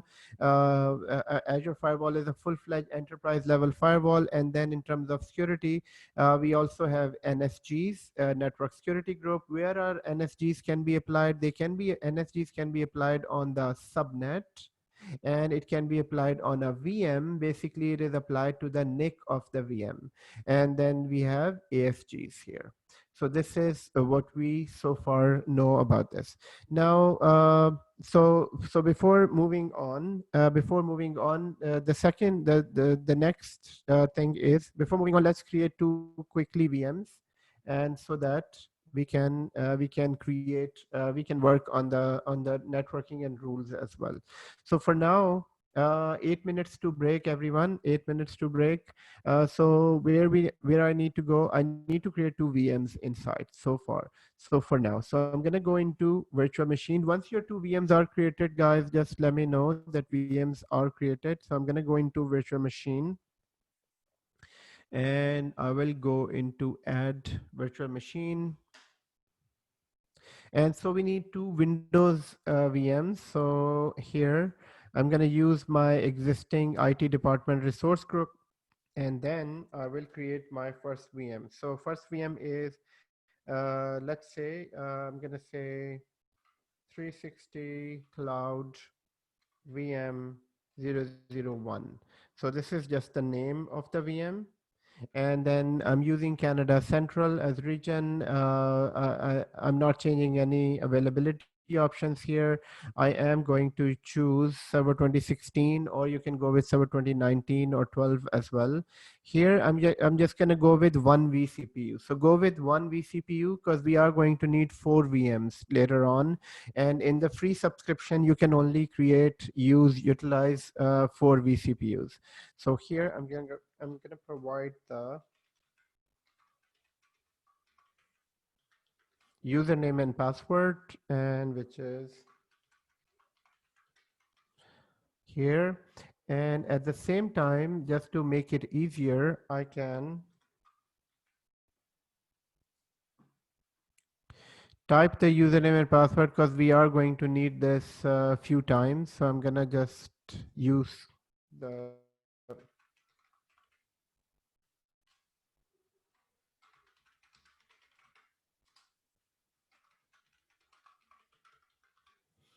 So I'm going to keep that here, and also because we need VMs as well, I'm just going to have the name here as well. So within disk, we are not changing anything within the disk. Okay, here, one more thing, that we do need port 3389. We don't need anything from the licenses. I'm going to go with the, we can go with the standard disk as well if you don't want any charges. I think this is the third week and you might have a lot of credits available. You can perhaps use premium as well. It will be just maybe a few cents because we will be deleting this at the end of the lab. We don't need anything here within the networking. Yes. So networking, what's happening now, since I don't have anything within this subscription, so the very first thing it automatically creates for us is IT department. So this is the resource group, and it will be our first VNet. So VNet, first VNet will be here. We can create a new VNet. I'm going to leave that as is. So this is the default switch that is provided to us. So Shakil, VNet is basically just a switch. VNet is nothing more than a switch. So this is a default switch that is provided. As soon as we start creating more and more VNets, it means that you need more, and you are adding more and more switches inside. Now, they don't call it a switch because we don't basically manage it as a switch. So when we take it as something as a switch, you need to, then you need to have control over ports as well, which port is going where and which port is of which speed and all that. We don't do anything within Azure in terms of ports. This is everything is automatically done in the background by Microsoft. So the only thing that we get within Azure as even architecting or implementing, we get just the VNets, and we select a VNet, we start working with the VNet. So, and this is the default subnet that is created for us, which is 10.0.0.0/24. And so I will go into the VNet later on as well, but for now we're just making two VMs. And so here we do need a public IP address and 3389. Rest is we have already been through, so I'm just going to create this VM. So we're creating Okay. public IP also? Yeah, we're gonna need public IP for these VMs. Later on, we can change the NSG. So I just wanted to show you the rules. So this is why we selected public IP address.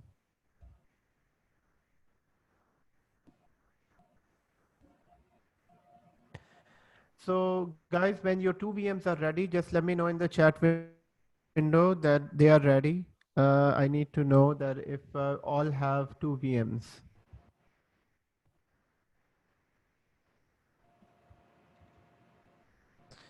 So VM number 1 is being created. I'm going to go back to the virtual machine and create another VM. So that will be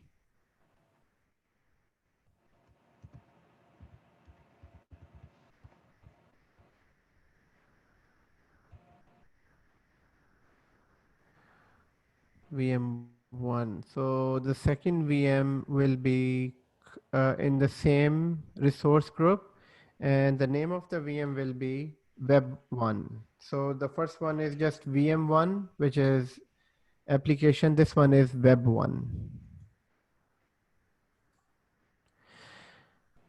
First So one here, was 360 Cloud VM, right? 360 Cloud VM 000. the name is, you can name it anything, but yeah, so I just named it 360 as an organization name, and then it's just a web VM. So on this VM, we will be installing a web service.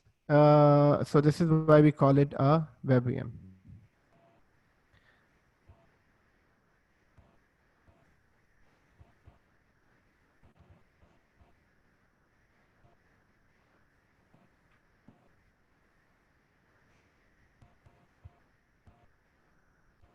So this will be part of the same VNet. So they are not part of the different VNet, and they are part of the same subnet as well. So now we have two VMs within the same VNet and same subnet. So guys, we'll go for a break, 10 minutes break. So make sure that the VMs are ready. And then right after the break, we will continue our interesting journey into networking. So far, so good, I think. So if you have any questions at all, just review whatever we have discussed. It's not very difficult. It's really simple if we understand that to the core level. Okay. So guys, see you after the break.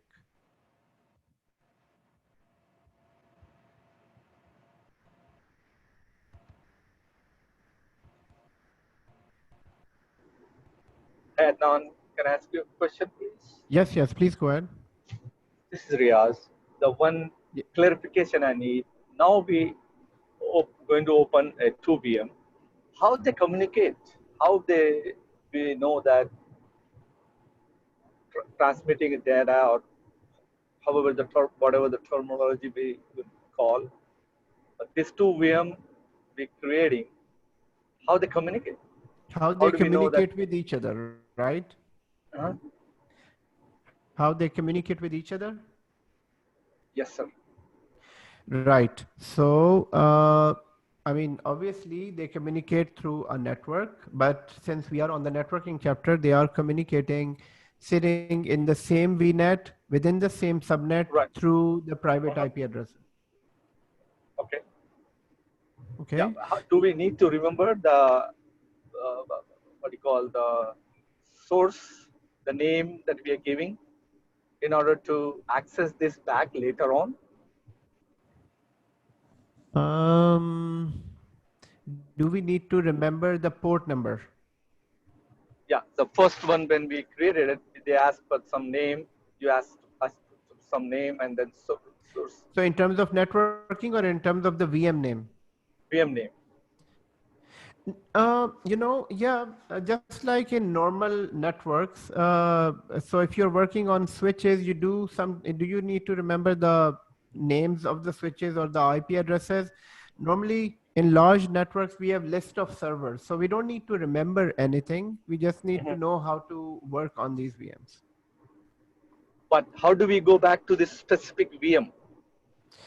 Yes. So in order to go back to the specific VM, we can go back to the virtual machines. And once the VMs are created, they are right sitting here. So Oh, it's just yes, sitting. We go and click it and open it. Okay. Okay. exactly. Got it. Yes. Got it. I'm just No, no, since it's last. okay. Yeah, I just wanted to also, since I'm on the one, I want to thank Atif. He gave me a very good class the other day. He helped me. Really? Wow. Yeah, That's he good. is awesome. And I wanted to get another class yesterday, but I was busy, so I couldn't able to do. And the time difference is also there from for me and him. But he was Wow. very helpful, That's great. pleasant, and I mean, good teacher Excellent, also. excellent. So guys, this Because is, I mean, helping out each other is really, really great. So whoever needs help, all you need to say, I need help, and people are ready to help.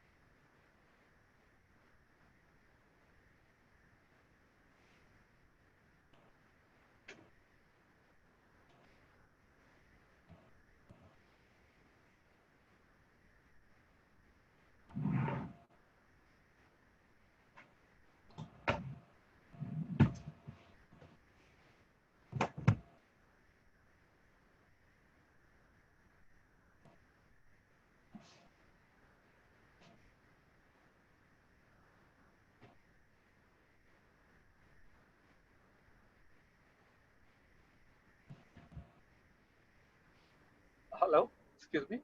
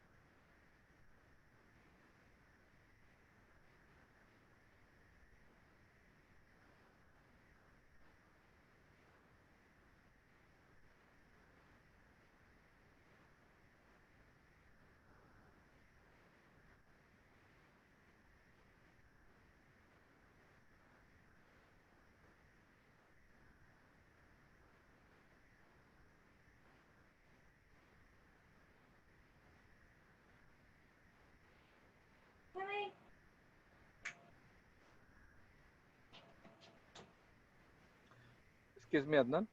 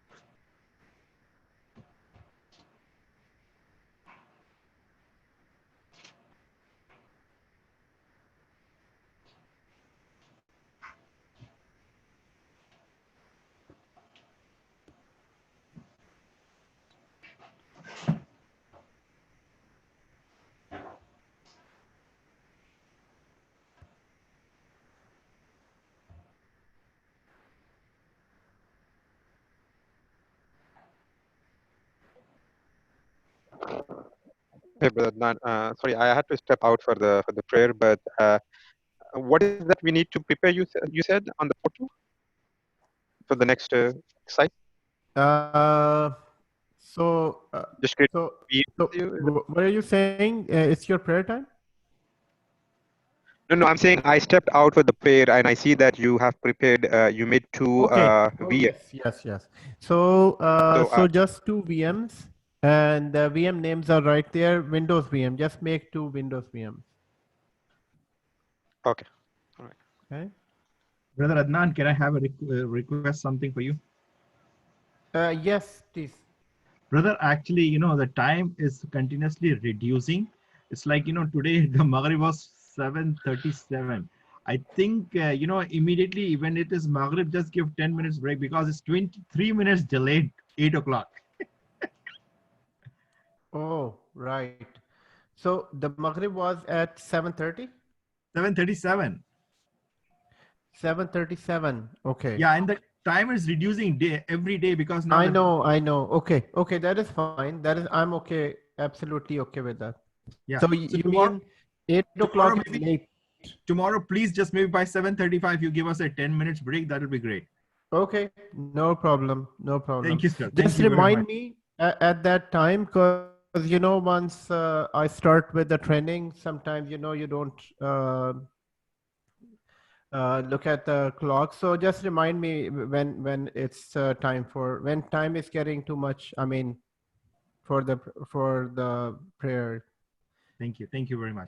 Actually, You're today's topic was very important. I was impatiently waiting for it, but something came up. I had to go out, so I got delayed in joining. But I'm definitely looking forward to listen to the videos tomorrow morning, early morning. But maybe it could be better because though now I'm attending the class, but the second time when I will attend again in the morning, like listening to the video, that'll make me more stronger, hopefully, inshallah. Oh yes, for sure. That's good. Hi Adnan, this is Atif. Quick question here. Yes, please go ahead, Atif. So, we were talking about those documentations for cloud migrations. Right. So I'm wondering if I can get like a little bit on that because I might be interviewing for a role in next week. So so I want to just go through. So it's have not you ever worked in cloud, migrations? it's not Have you like ever worked in cloud migration, but I need to have a little bit Okay. read about the thing. So my question is, have you ever worked in any migration before? Yeah, I worked with Windows 7 to XP to Windows 7 migration, and Windows 7 to Windows 10 with SCCM patching and the stuff, Okay. and VMware stuff, VDIs and everything. Yeah. Oh, okay. So you did data center to data center migration and all those. The data center to data center migration. Okay, because more than documentation, it's the techniques. It's because when they interview you on migrations, they are basically more interested in knowing what were the issues faced what was the complete process to go through the migration, and when you were stuck, how did you get out of that issue? So this is what they're more interested in, and that is not in the documentation. I mean, So I can provide you with the base documentation, but that is like a huge document with a lot of theory and no, no, I really don't need that. So so from the job description, it looks like it's gonna be like app migrations, from on-prems to cloud, and okay, then more into single sign-on and MFA. So I'm like trying to, right now I'm working on a single sign-on application, but like, access issues like, are like really having right. issues with me because So like so a lot of, maybe if you can share with me the job description, maybe at the end of yeah, this lecture we will talk about this, and maybe I can give you some tips and tricks yeah, I how can to email prepare. you. I can email you. You just go through and you can just reply me whatever you think I need to be looking into the things, We right? can talk over the phone. It's better to maybe Okay. spend like 5 minutes instead of just emails. All right. Okay. No problem. I can send you a message. Okay. And so I think everyone is back. All right.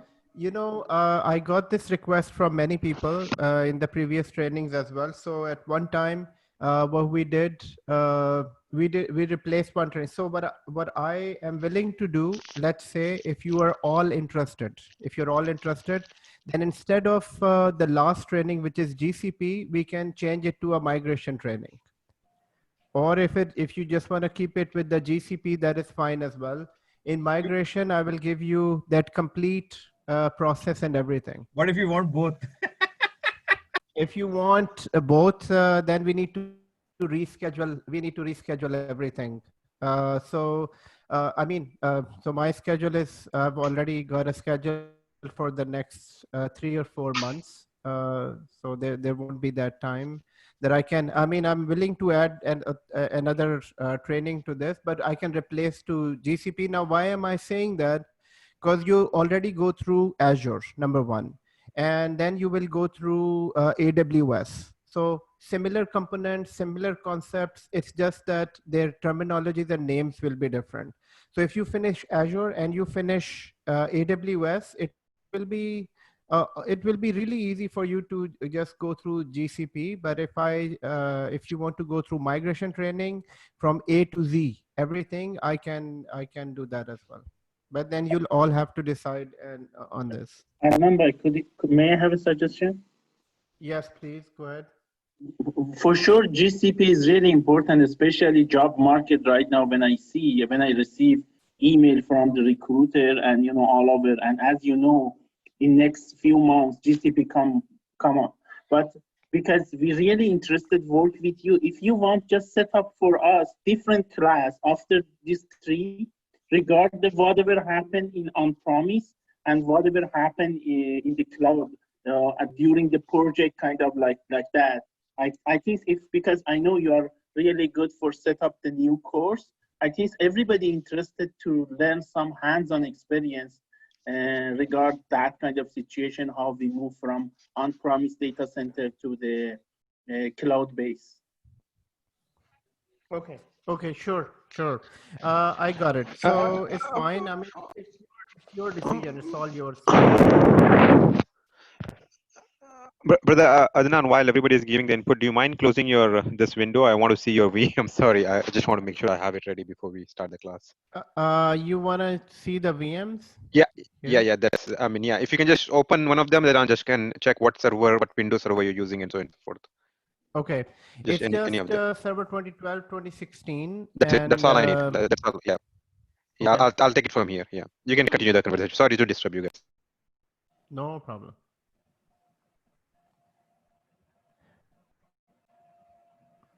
Okay. So guys, let's continue from our last discussion. Today we are learning networking within Azure. It is another very, very important component in the cloud with any cloud providers.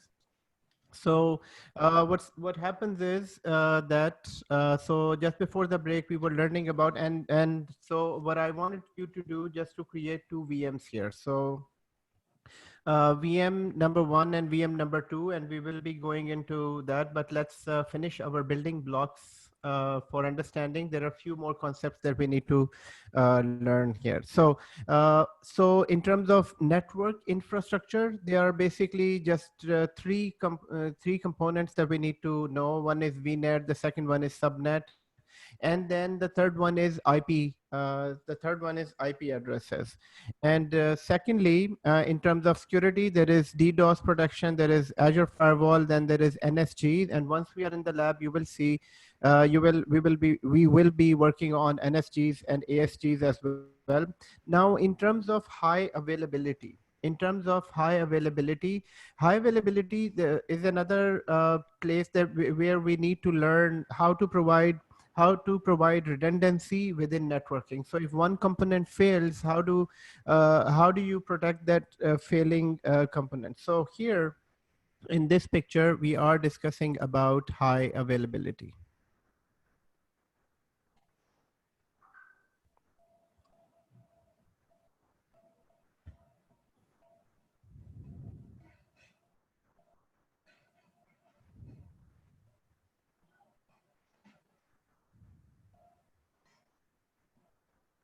So high availability. Now, what is high availability? High availability in terms of, so high availability in terms of, so Mahjpin is saying, I created one VM with 4 vCPUs, now unable to create any further VMs. It is because I reached the limit. Exactly, yes.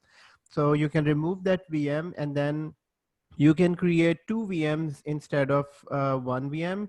And so make sure that everyone, we create one VM with one vCPU. One vCPU will be enough to start a VM and to work on a VM. And then because we are going to need 4 VMs later on. So guys, in terms of high availability, first of all, why do we need to provide high availability? We provide high availability in order to have protection against failure. So protection against failure.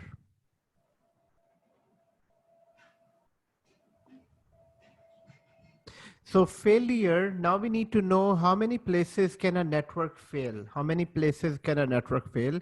We can have a regional failure, first of all. Guys, I need your attention, and this is a very, very important part for interviews as well, for learning, I mean, it's a very important, crucial point for interviews as well, and for the real environment as well. So we are now we are talking about high availability. High availability in terms of what is high availability? It is protection against any type of failure. So the type of failure that we can face within these network, number one, regional failure.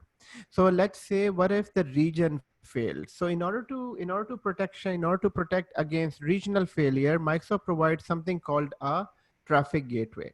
The traffic gateway, one of the responsibilities of a traffic manager, so before it used to be called a gateway, now it is a traffic manager. One of the responsibility is that if one region fails, then the users can be connected to your services through another region. So they can connect it to, yes. Ashar is asking, by regional, we mean that entire geographical region. Yes.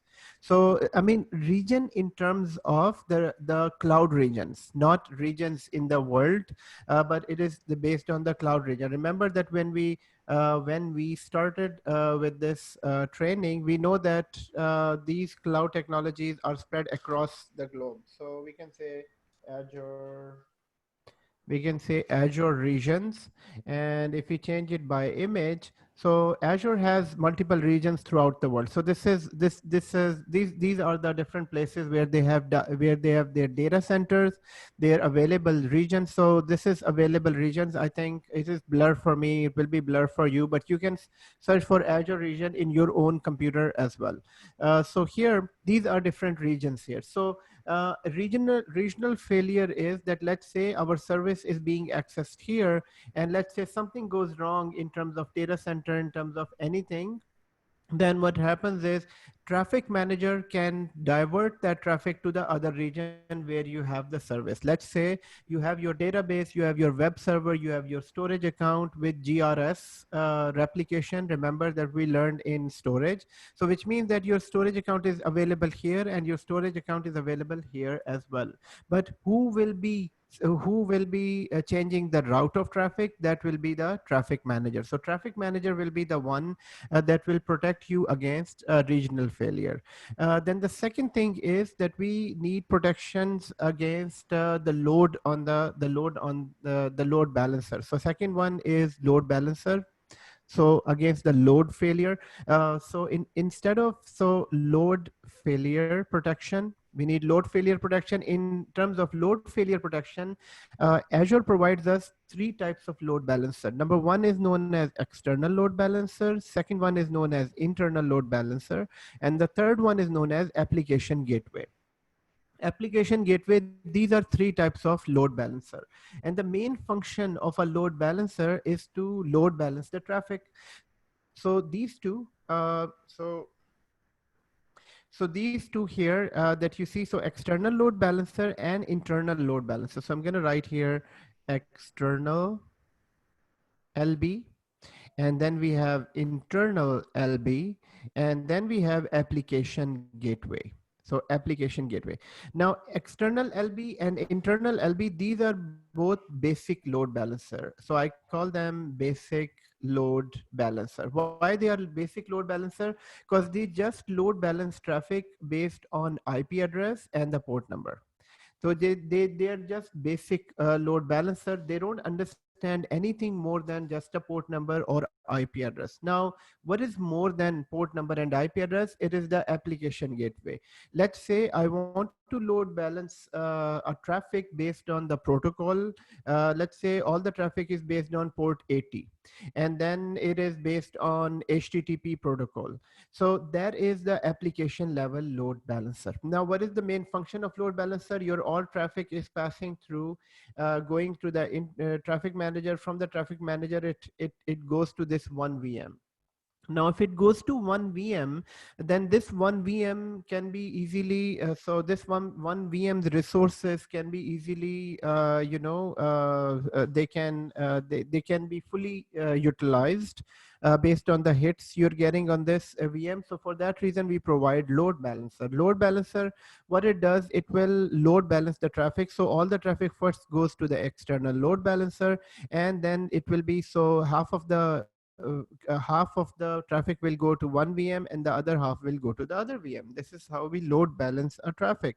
This is how we load balance in the real environment. So if some bank branch is so busy, if a bank branch is so busy, how do you load balance anything in a bank branch? So what they do is they keep on increasing the tellers. So once you go into the bank, if they have one teller, there, then there will be a bigger queue.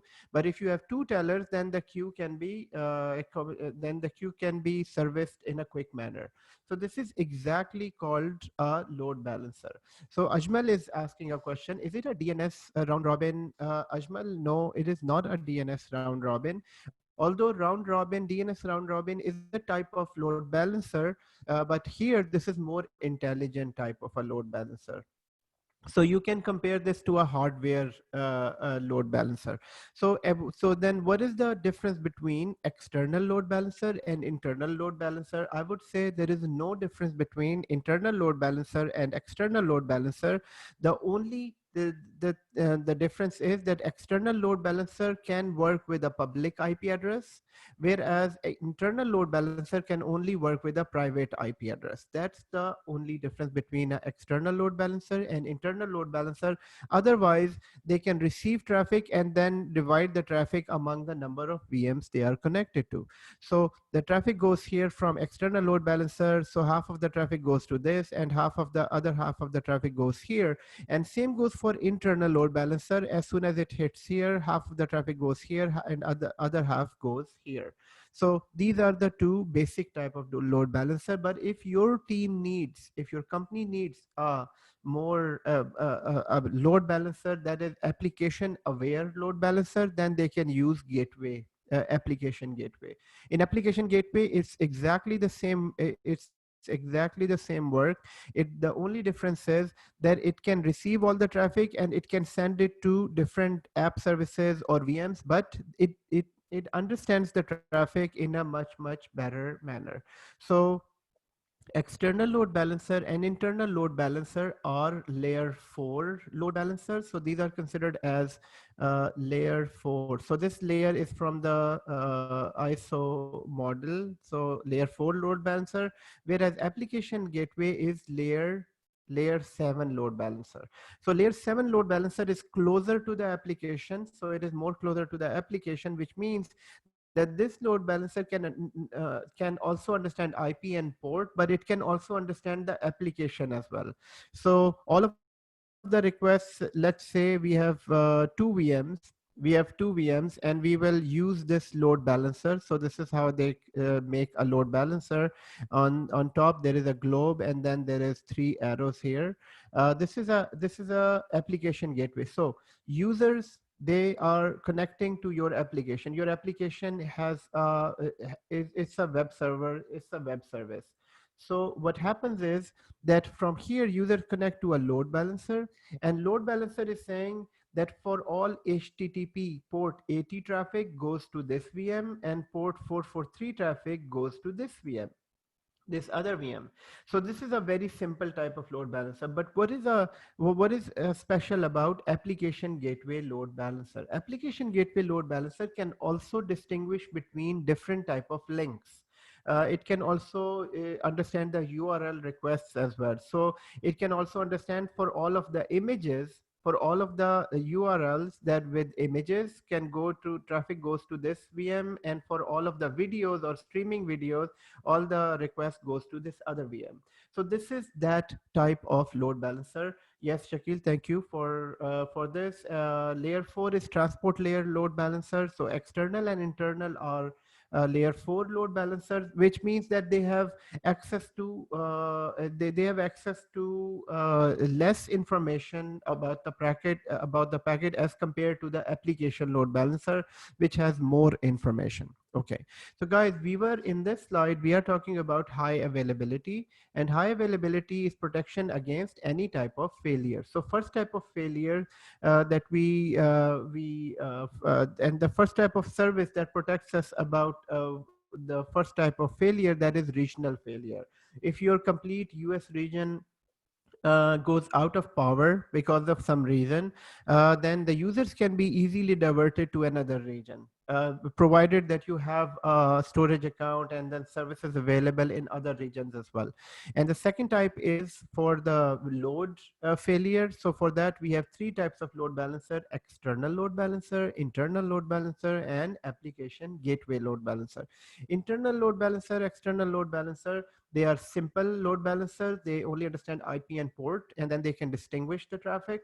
And application load balancer is like so it has more insights about the application, and you can make rules based on URLs, based on the type of traffic that is coming in, and then you can divide the traffic among different places. So so these are different type of load balancers. Now, how many things do we know? We know, so just by looking at this slide, users connect to internet. From connect to internet, they connect to subscription. Then within the subscription, there is VNet. VNets have subnets, and we have all different type of subnets here. About the subnet, we need to remember that gateway subnet, whatever will be the gateway subnet, that subnet is dedicated just for gateway and it cannot be used for anything else. And then the next then the next one is we also talked about security and security: DDoS protection, Azure firewall, NSG, ASG. And so we talked about these type of firewalls. We will see that in the lab. Then we started talking about high availability. In high availability, meaning protection against the failure. So one is traffic manager, which is regional failure. Second is external load balancer, which load balances traffic from the external inbound and and outbound. Then we have internal load balancer to load balance the internal traffic. And then we have application gateway that can understand more on, it is just a load balancer. Don't be confused with the name. It is just an application level load balancer. It's an application gateway service. So it can understand application, it can divide the traffic. Now, the last type of load balancer, the last type of protection is protection against racks that we already discussed. So how many types of protection we have discussed so far? So we have discussed, so here I'm going to write here, we discussed about regional failure. And what is the answer for regional failure? Traffic manager. And we talk about load failure. Load failure, we talked about external. We talked about internal. We also talked about application gateway. And then the next one is protection against rack failure. Rack failures. So rack failure meaning the rack in the data center. So for that we can use availability set. So this is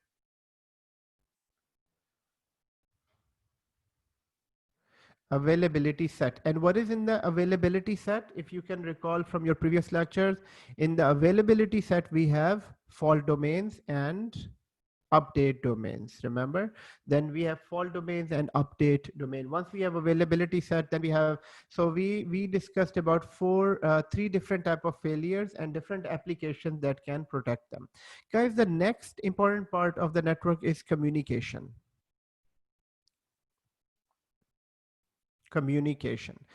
Now, communication in terms of communication between VM to VM communication.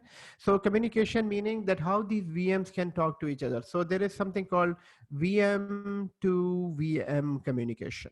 So VM to VM communication is very simple. It is communicated through, if they are in the same subnet, they are connected to each other, they can communicate with each other. Now, VM to VM communication. And then the second one is subnet to subnet communication. Subnet to subnet communication. And then VNet to VNet communication, which means switch to switch communication. So let's try to make it simpler. So VM to VM communication is just done. So all the communication. So first of all, I mean, the basic thumb rule about networking communication is that no communication without IP address. So first of all, these all machines have to have IP addresses. If they have IP addresses, they can communicate with each other. So which means that IP address must be provided, and IP address are provided automatically by Microsoft. So VM to VM communication happens through IP addresses.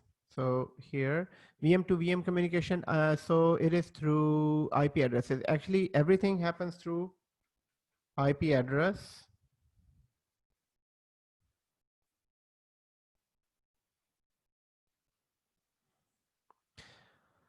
So all this communication is through IP address.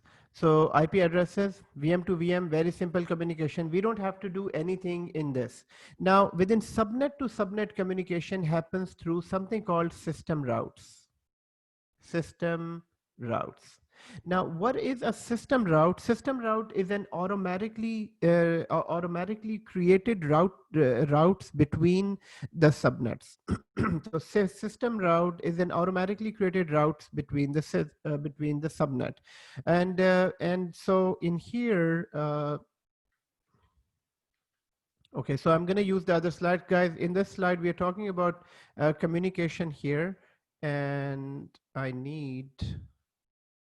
Okay, we have a lot of space here.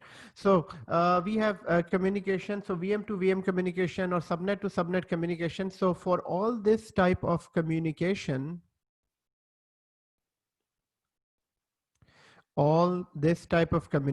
we have two types of routes available: system routes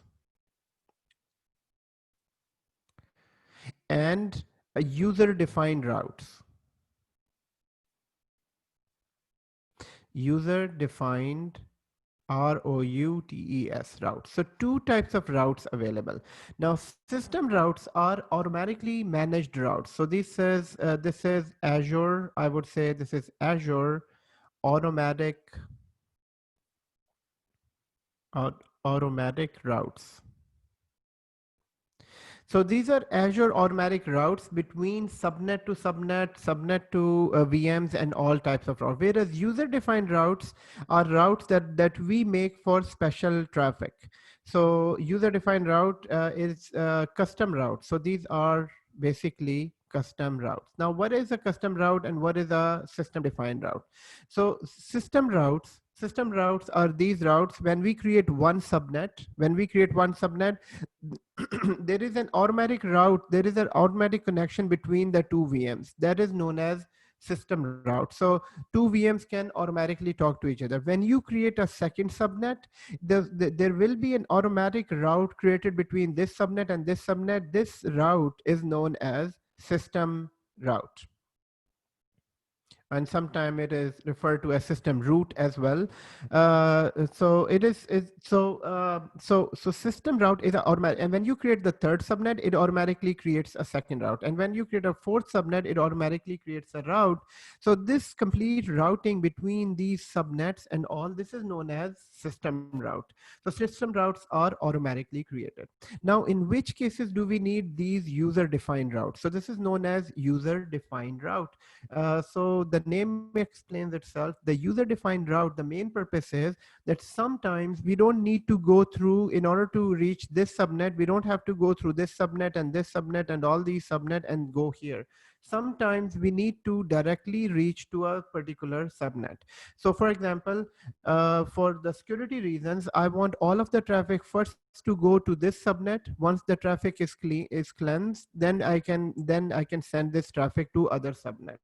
So if you need to route a special traffic from one subnet to another, we can create user-defined route. So user-defined route is that road redirection. So let's say there is a construction going on, and then they create that the extra patch to that leading to that other area, and then make the temporary patch or whatever route they make. So this is exactly like that special road that is made for to go from this place to another, instead of the highway or instead of a freeway where you need to go from.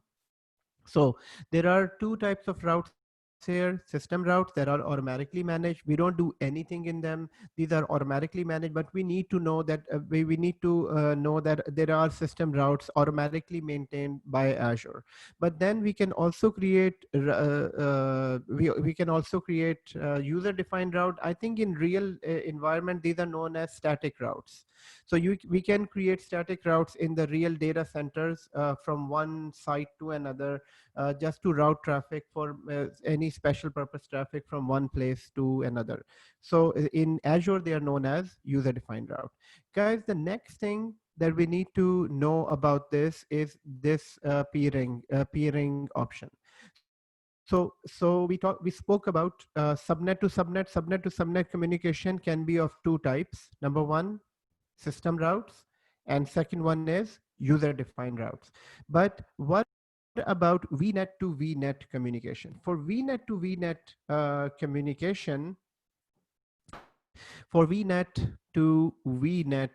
communication, there are these two types of communication. Number one is known as peering, and number two is known as global peering.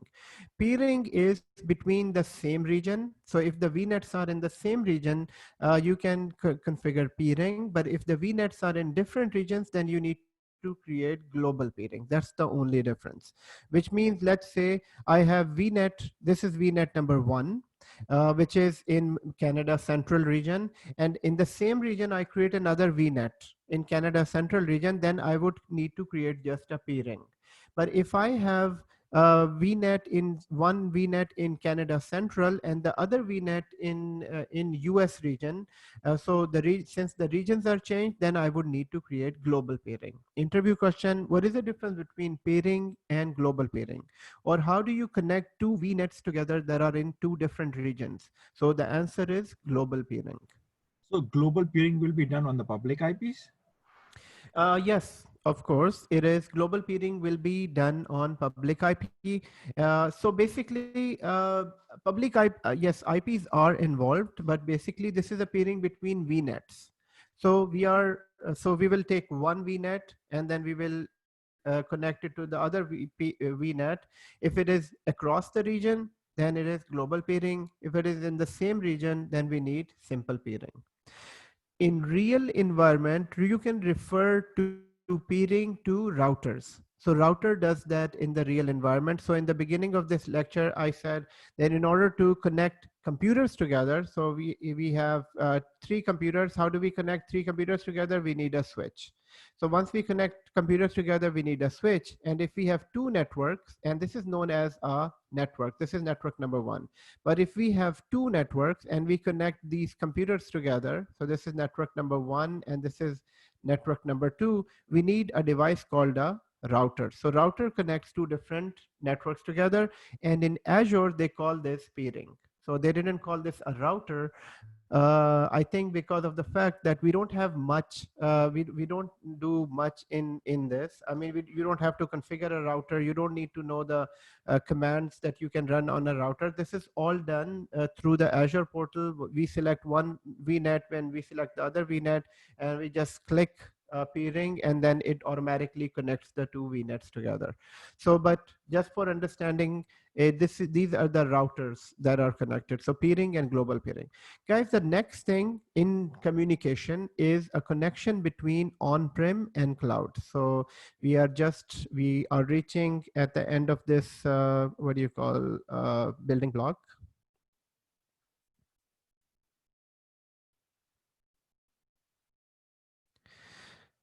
Okay, so now I need a different color.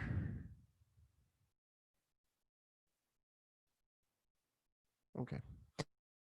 So here, Ajmal is asking a question, are there any extra charges for peering? No, there are no charges. There are no extra charges for the peering, but there is a charges for bandwidth usage.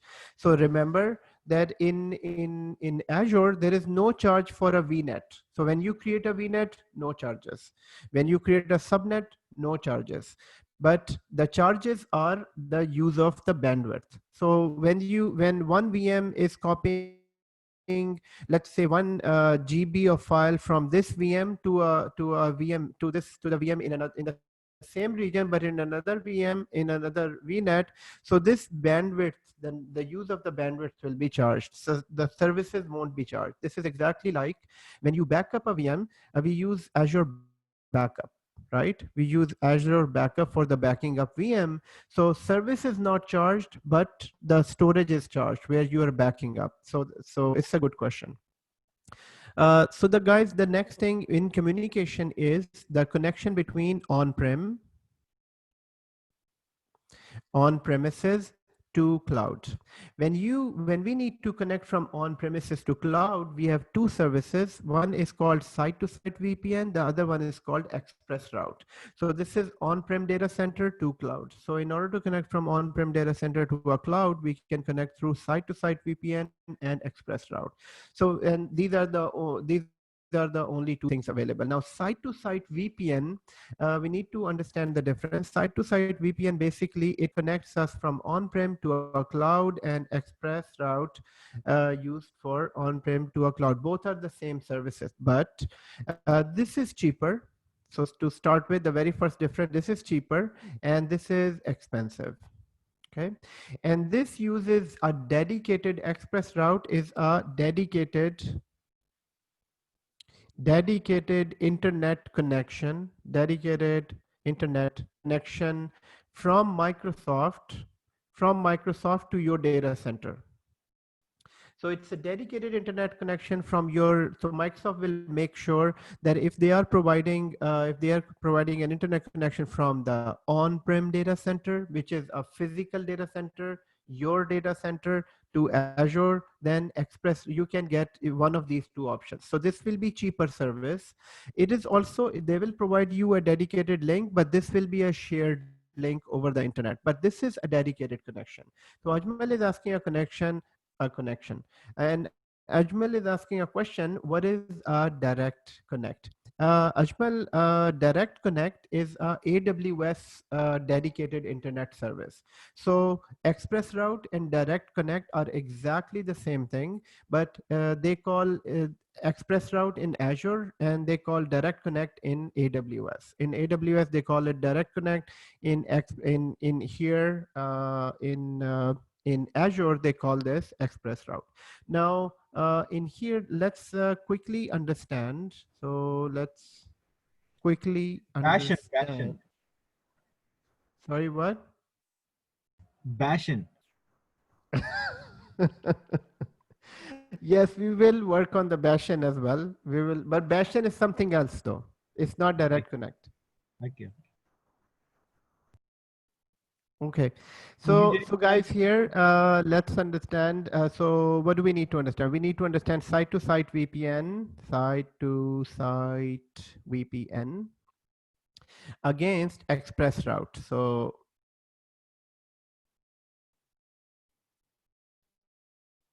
ExpressRoute. So what are the differences? The differences. So on one side we have physical data center, which is we call on-prem.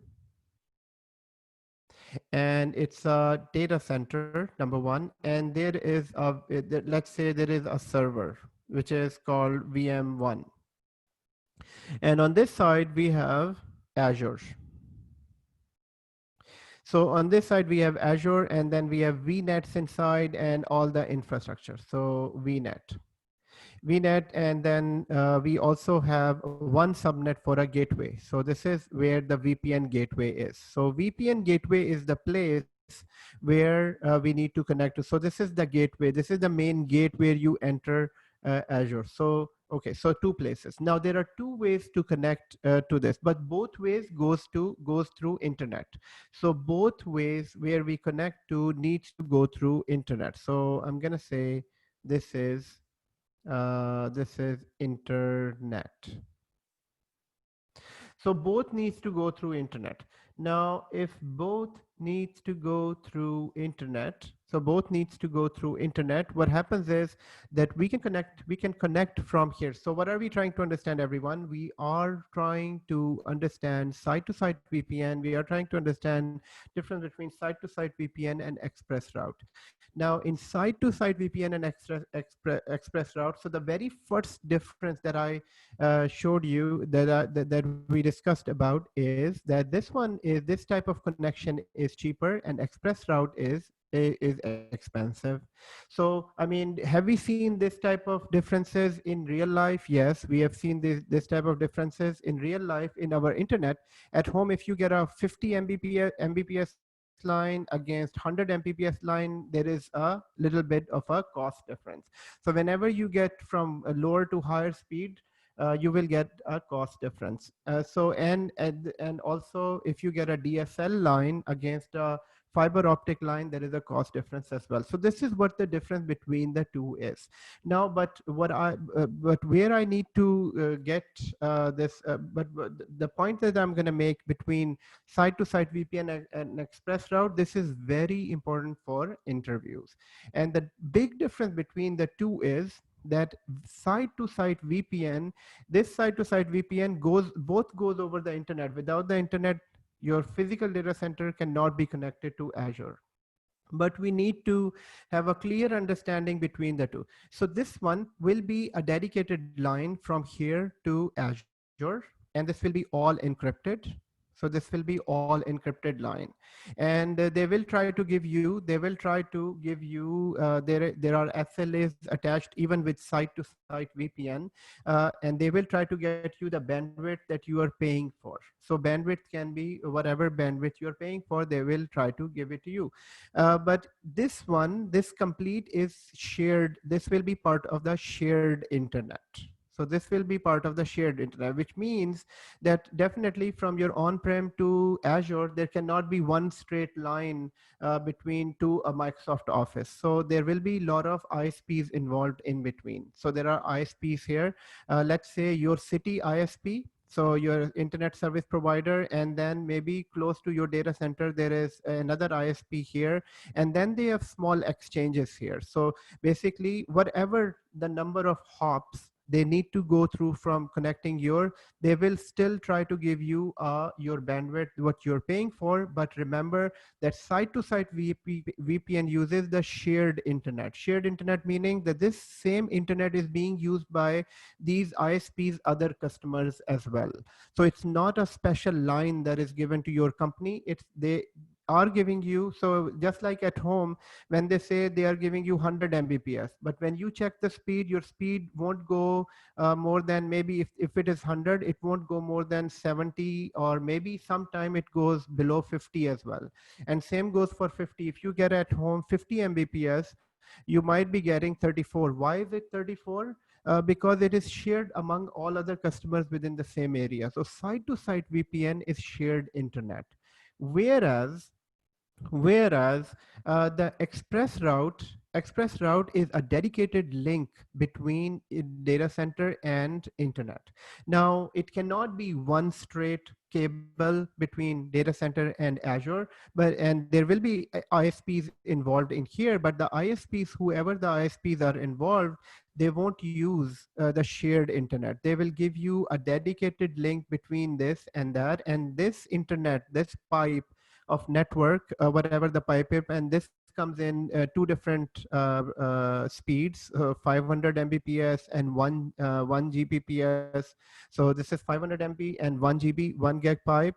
So this pipe is dedicated pipe. This line is not shared with anyone. So this is why express route, which is this one, is more expensive than site-to-site VPN. So Shakil asked the question, but VPN internal created over internet between network. Yes, it is a VPN tunnel created over the internet. Yes, it is. It is that internet. It is all protected. It is a VPN inside. It's a tunnel, and it's all protected. So no security harms, no security. So there is no security gaps here. But the only difference is between this is shared internet, and this one is dedicated line given to your company. So this is why there is a huge cost difference. If VPN, if site-to-site VPN would cost a company, maybe it might cost a company maybe 50,000 or 40,000. 40K a month. This site to this express route will cost them at least above 250K per month. 250 above at least, and I'm just saying above 250K per month. And for these companies, this route is more important, connecting their on-prem data center to Azure. Okay, so let's recap what we have learned, everyone. So we were trying to understand communication between the two networks. So going back to our slides here, which is right here. So we started with understanding communication right here. So communication in terms of VM to VM communication, we have subnet to subnet communication, then VNet to VNet communication. And in this slide, we saw that from subnet to subnet communication, there are two types of communication and two types of route. One is system route that is automatically created. Then the second one is user defined route. And then from VNet to VNet communication, we have two types of routers. They call them peering. So it's simple peering and global peering. Simple peering is just peering between the VNets in the same region, and global peering is the communication between two VMs between different regions. And then we spoke about the connection between the communication between the data center and Azure. And data center and Azure, two types of communication: site-to-site VPN, express route. So I'm sure that with this example, you should be able to understand the difference between the two, shared internet and dedicated internet.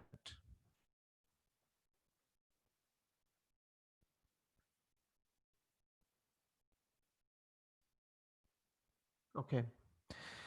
So any questions so far? One question. Yes, please go ahead. For migration, we need a dedicated internet line or the shared? Right. So for migrations, basically a combination of both works. Companies when they start migrating, I mean, depending on how much their budget is for their migration. For example, if it is a big company, large companies migrating into Azure, they start with express route. So they will they start with express route because they have the budget, and they have a mega projects going on. Whereas medium sized company, they start with site to site VPN. They start with site to site VPN, then they, if they require, then they go on to experience. So I'll share it with you one example, that the project that I just completed. So this company was not a huge big company, it's a medium sized company, and they bought a pipe of 500 Mbps pipe. 500 Mbps, which means, I mean, at home we have 100 MB. Here they bought 500 MB pipe for their on-prem data center connection from on-prem to Azure. And how many people were connected? Basically, when we decide among what type of internet do we need, we try to see that how many users will be connected from on-prem data center to Azure. So which means that let's say on this side, for this company, there were 400 users connecting to about 40 different applications, 40 different apps in Azure. And so 400 users from their local data center. Now, local data center doesn't mean that this has servers. Local on-prem simply means that there are your company employees that will be connecting from your on-prem to Azure. So even after migration, you will still need these connections.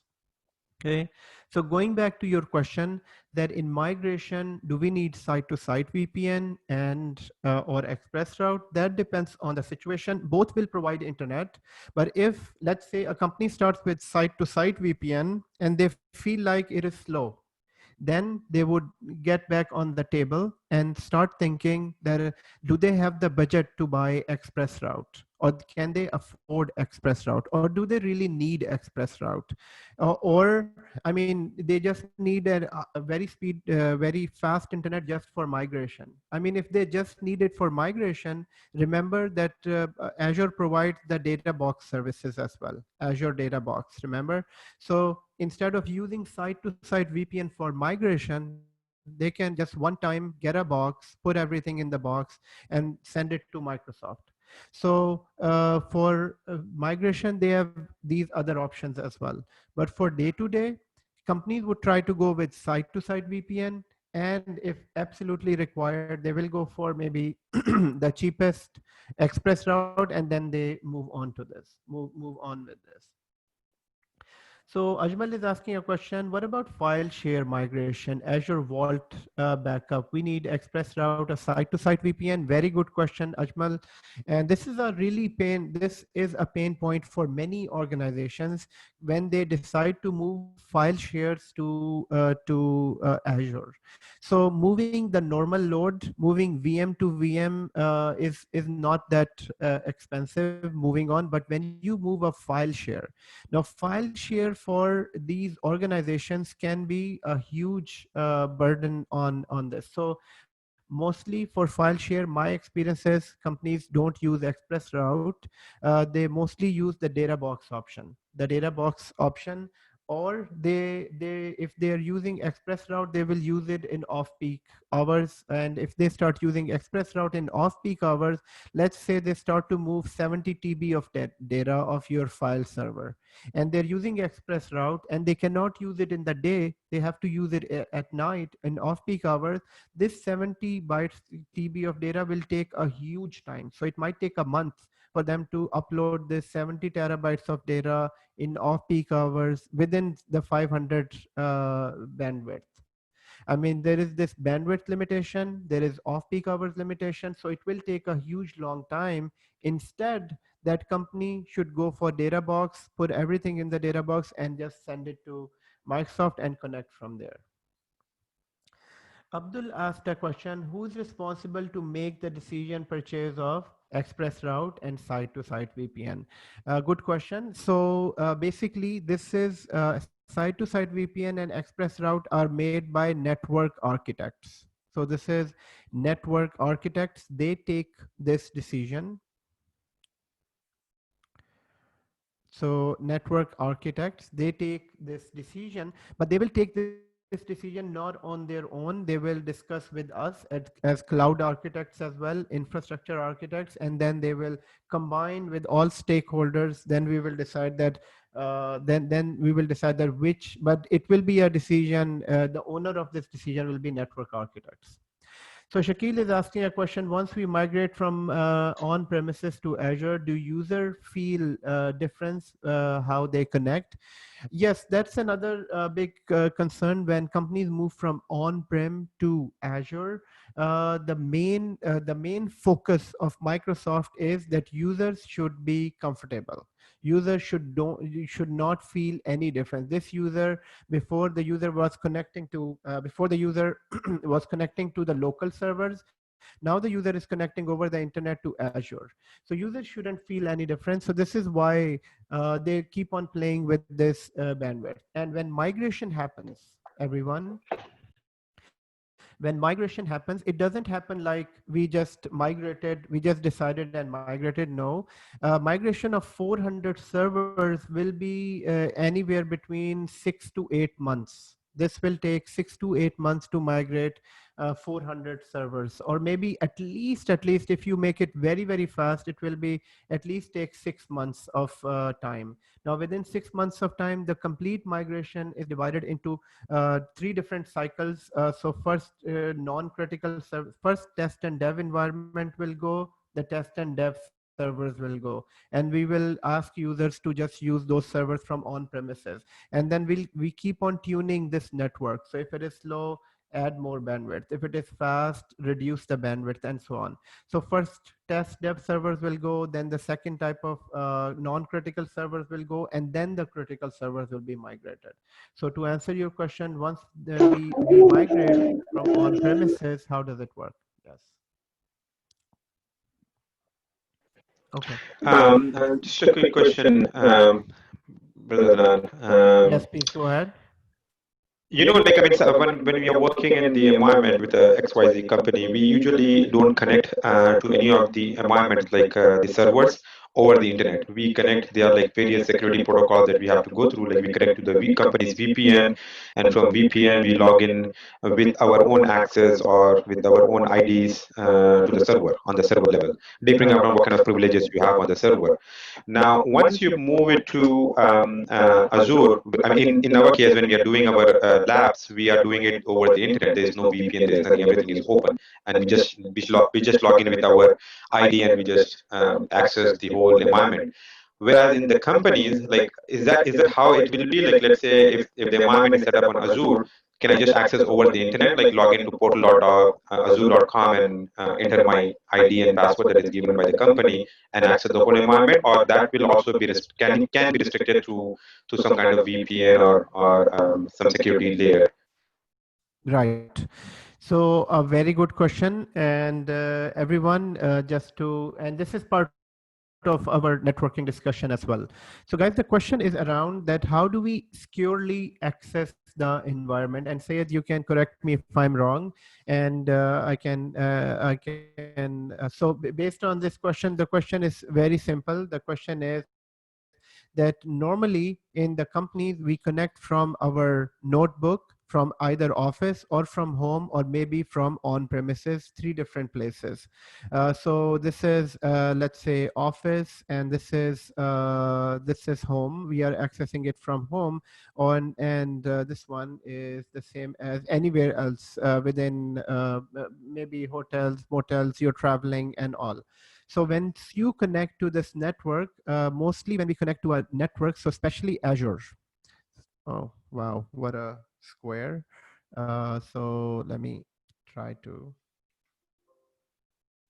So when we connect to these networks, everyone, we connect to just like, so one technique that companies would use to secure access to the network is using the hub and spoke network. So hub and spoke network. So this is our network. So what's wrong with this? So this is our hub, and okay. Okay, so no problem. I will make my own. So we make a hub and spoke relationship. So all our applications are sitting in this in the background, and all users connect to the hub. And within the hub, they connect to the gateway. First of all, there is a gateway, and then from gateway they go through a firewall. So this is how companies we will set up our network, a very basic network. And once it connects to a gateway, gateway connects to a gateway to connection to gateway connection. I mean, gateway is that place where they are authenticated, where they enter into your organization, and then they go through a firewall, and from the firewall they will be connected to the spoke network. So this is known as hub, and these are known as spoke. I think there is no E here. So this is spoke 1 and spoke 2. And within this, we have different type of subnets. We have application app 1 subnet, and this is a web server subnet. And this is here, let's say this is a DB subnet, and this is app 2 subnet. Right, so here this is how we can connect, and this is how it is protected. But then now latest and the greatest is that Microsoft has provided. So Microsoft has provided something called Bastion network. So this is a Bastion option. Now within a Bastion subnet or VNet, what happens is that everything connects from here. Everything connects from here to the other network. Now, what is the big difference between a Bastion and the other gateway? So here, let's understand this. So everyone understands hub and spoke, right? So hub and spoke is very simple. Connect to hub and then connects to the spoke network. Okay, Atif asked a question. What are the critical service servers and non-critical servers? So yeah, I'll come back to this, and I will park this here. Critical and I'll come back to this server. So I would say Atif's questions. So here. Okay, so guys, what are we trying to understand? We are trying to now understand a new service, and guys, I'm going to start the lab in few minutes, and let's first quickly understand this, and then we can jump into the lab, and we will start making our VNets and then VMs and start working on them. So here, guys, we have, let's say we have a user and connects to VNet.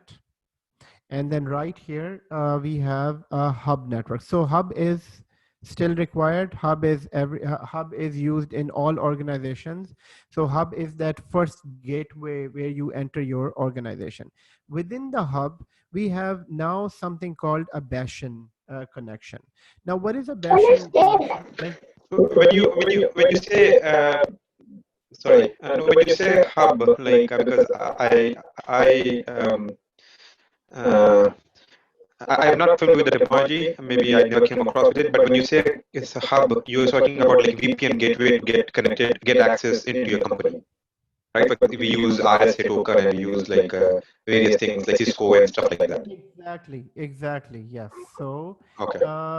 So they named it a hub network. Microsoft named it a hub network. I mean, it is just they named it a hub network, but it's nothing a place where the gateway is, where we make the VPN connection, where you use the token to log in, all that. This is that place. So this hub VNet has nothing other than this gateway inside. So just think of that perimeter network or DMZ.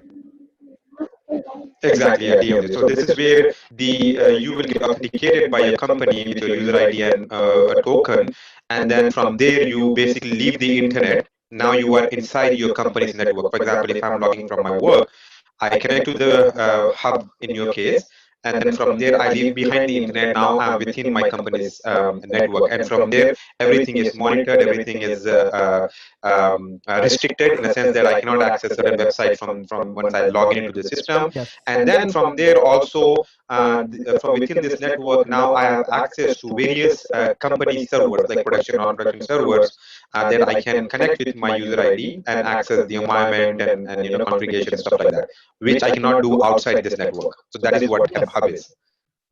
Exactly. Yes. Perfect. Yes.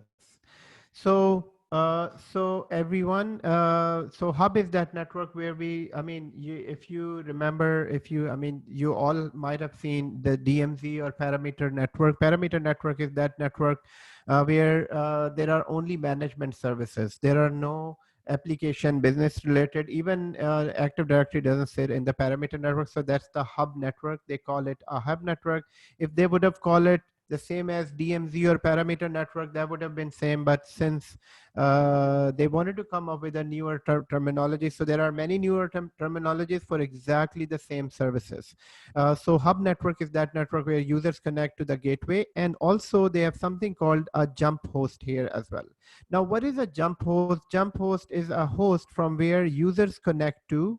And from here, once they are connected to this VM inside, and from inside the VM, they can connect to rest of the network. So they can connect to VM number 1, VM number 2, VM number 3. From here, why do we use a jump host? We use a jump host because so there are two ways to connect to this VM. Either that you will allow access for all the VMs to be accessed from the internet. So this can be one way, that this user is directly connecting to all of them.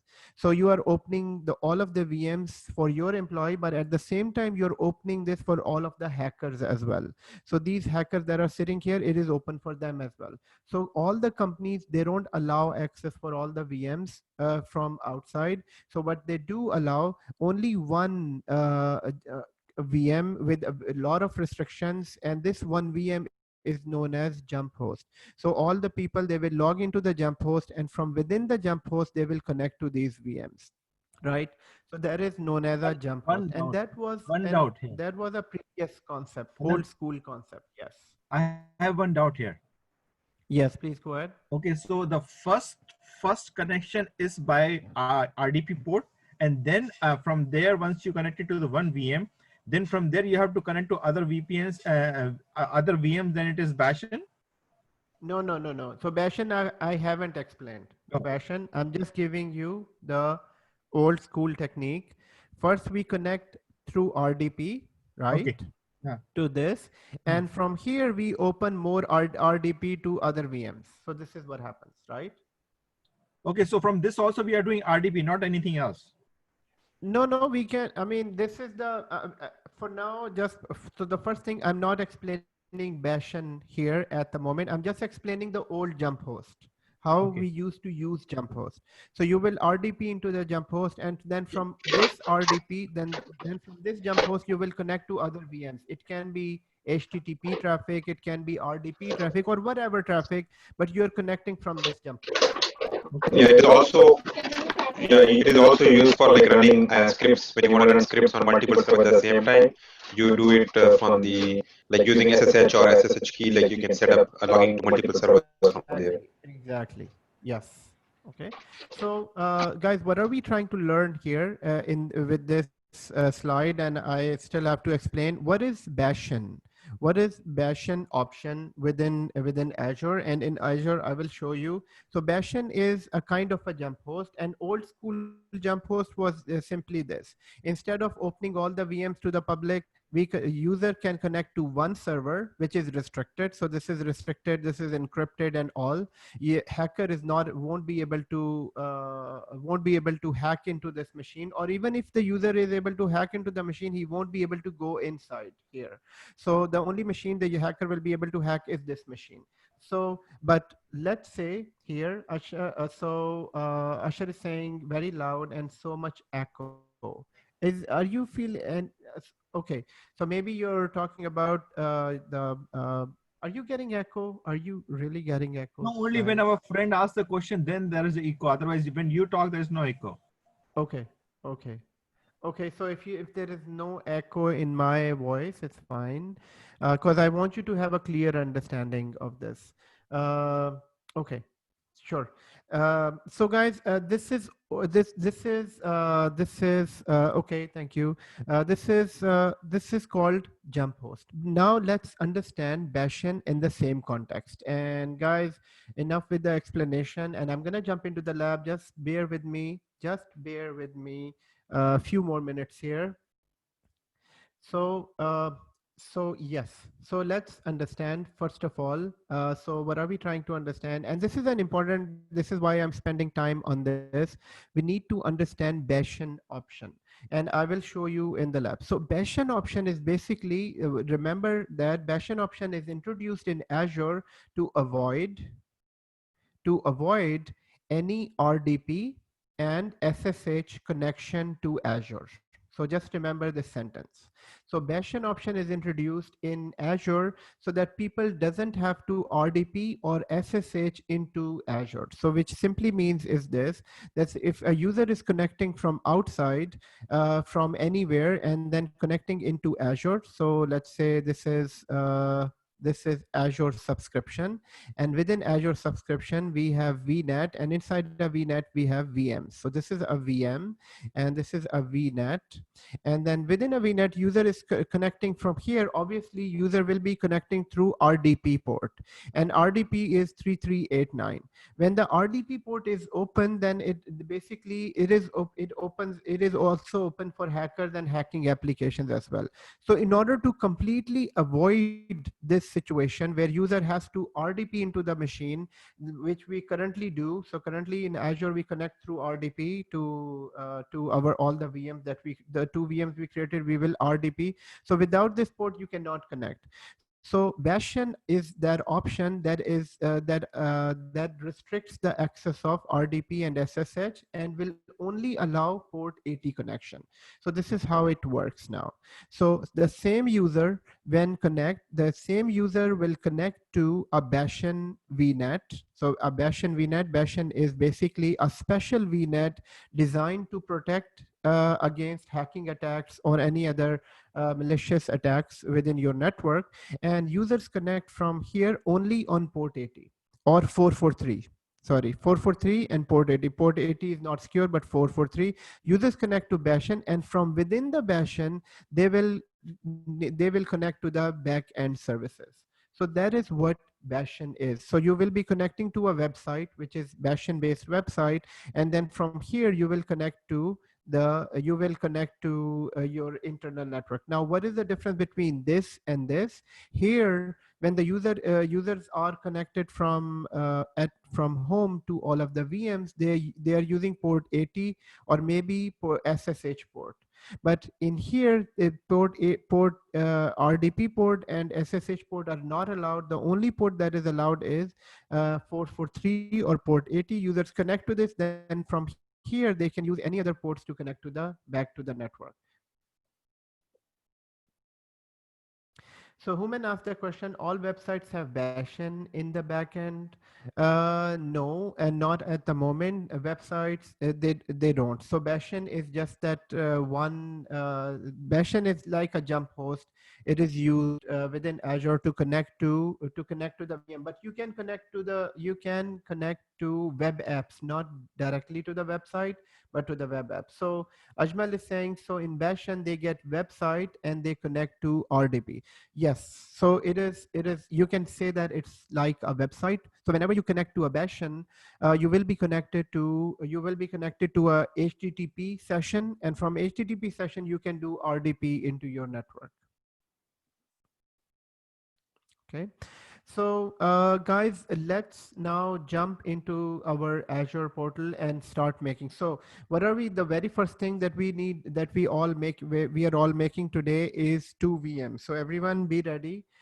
So currently we have two VMs. We will leave them as is. So the very first lab that we are all going to do together is that we will create two VMs. So lab number one that we are doing now, we need to create, first of all, we need to create one VMs, one VNet.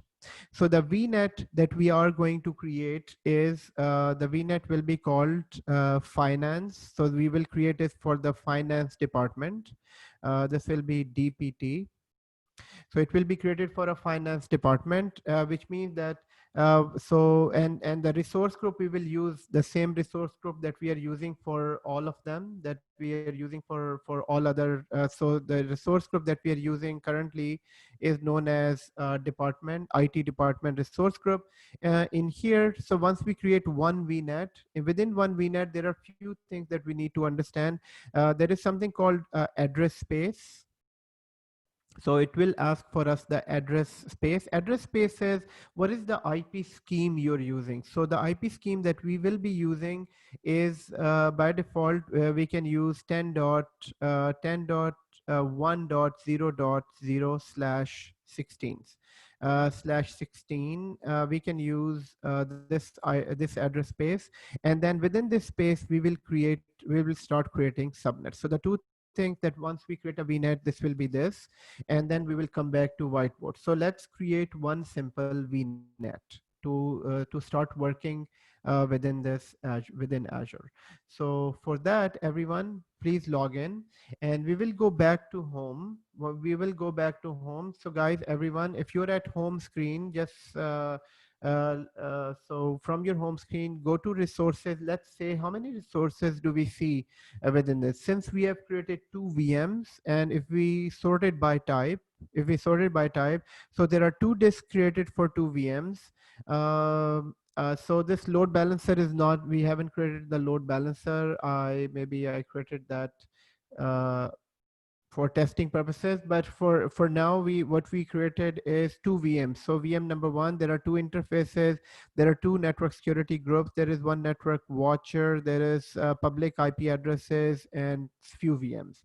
So let's create a virtual network. So first, in order to create our first VNet within this environment, we have few ways to go. We can go from here and search for virtual network, which is right here, or we can go from here as well and create a virtual network. So I'm going to go from here and create a virtual network. Sayed is saying you have additional IP addresses. I have 13 resources. So in my case, because I was working, I was just making few things for testing purposes. Maybe that's why my number of resources is different from your number of resources. If that is what your question is, or you can elaborate more on your question, Sayed. So here we have one VNet. So guys, let's create one new VNet. So click add.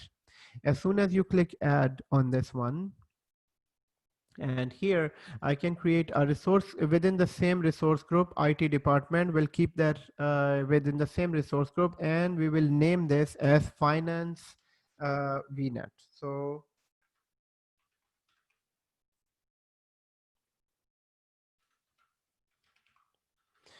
finance VNet 001. So this is finance department VNet, and within this department we will create 2 subnets, one for web app, and the second one is for the app services. Next, so first of all, in the first screen there is nothing nothing difficult. So one is subscription, second is resource group, and the third one is the name, and fourth is the region for where you're creating that VNet. And I want to watch first, then I will create. Otherwise, if I start going there, I will miss something which you're telling. It's okay. So however it is good for you. So you're saying that you're just looking at the screen and you're not doing the labs. Is that what you're saying? Yeah, no, first I understand what exactly we are doing, then I'll do it. Okay, very good. So here, so on the basic screen, I just created one. So on the basic screen, we just provide the resource group, we provide the name, and on the second screen is where we need to select the subnet. So the subnet it is selecting for automatically for us is 10.1.0.0/16. So we will leave that as is. we don't need IPv6 address space on this, and the default subnet it is creating for us is just this. Now, in order to basically understand this, Adnan, I'm sorry. What does that mean? Like, there's a IP range here, and it says that 65,536 addresses. What does that mean? We okay, can have that many IP? right. Sayed, I wanted to ask you I mean, what mic are you using? Are you using your computer mic or your phone mic? Because there is a lot of echo coming in your voice.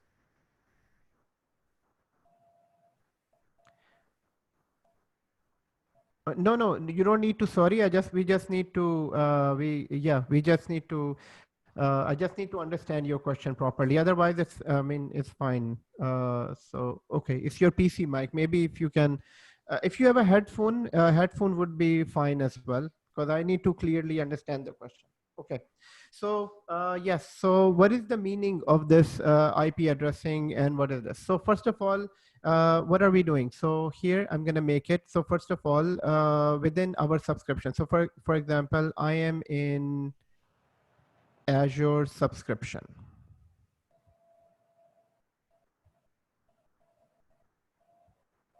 I'm in Azure subscription, everyone. And within the Azure subscription, since we already have one subnet, remember that we created 2 VMs before.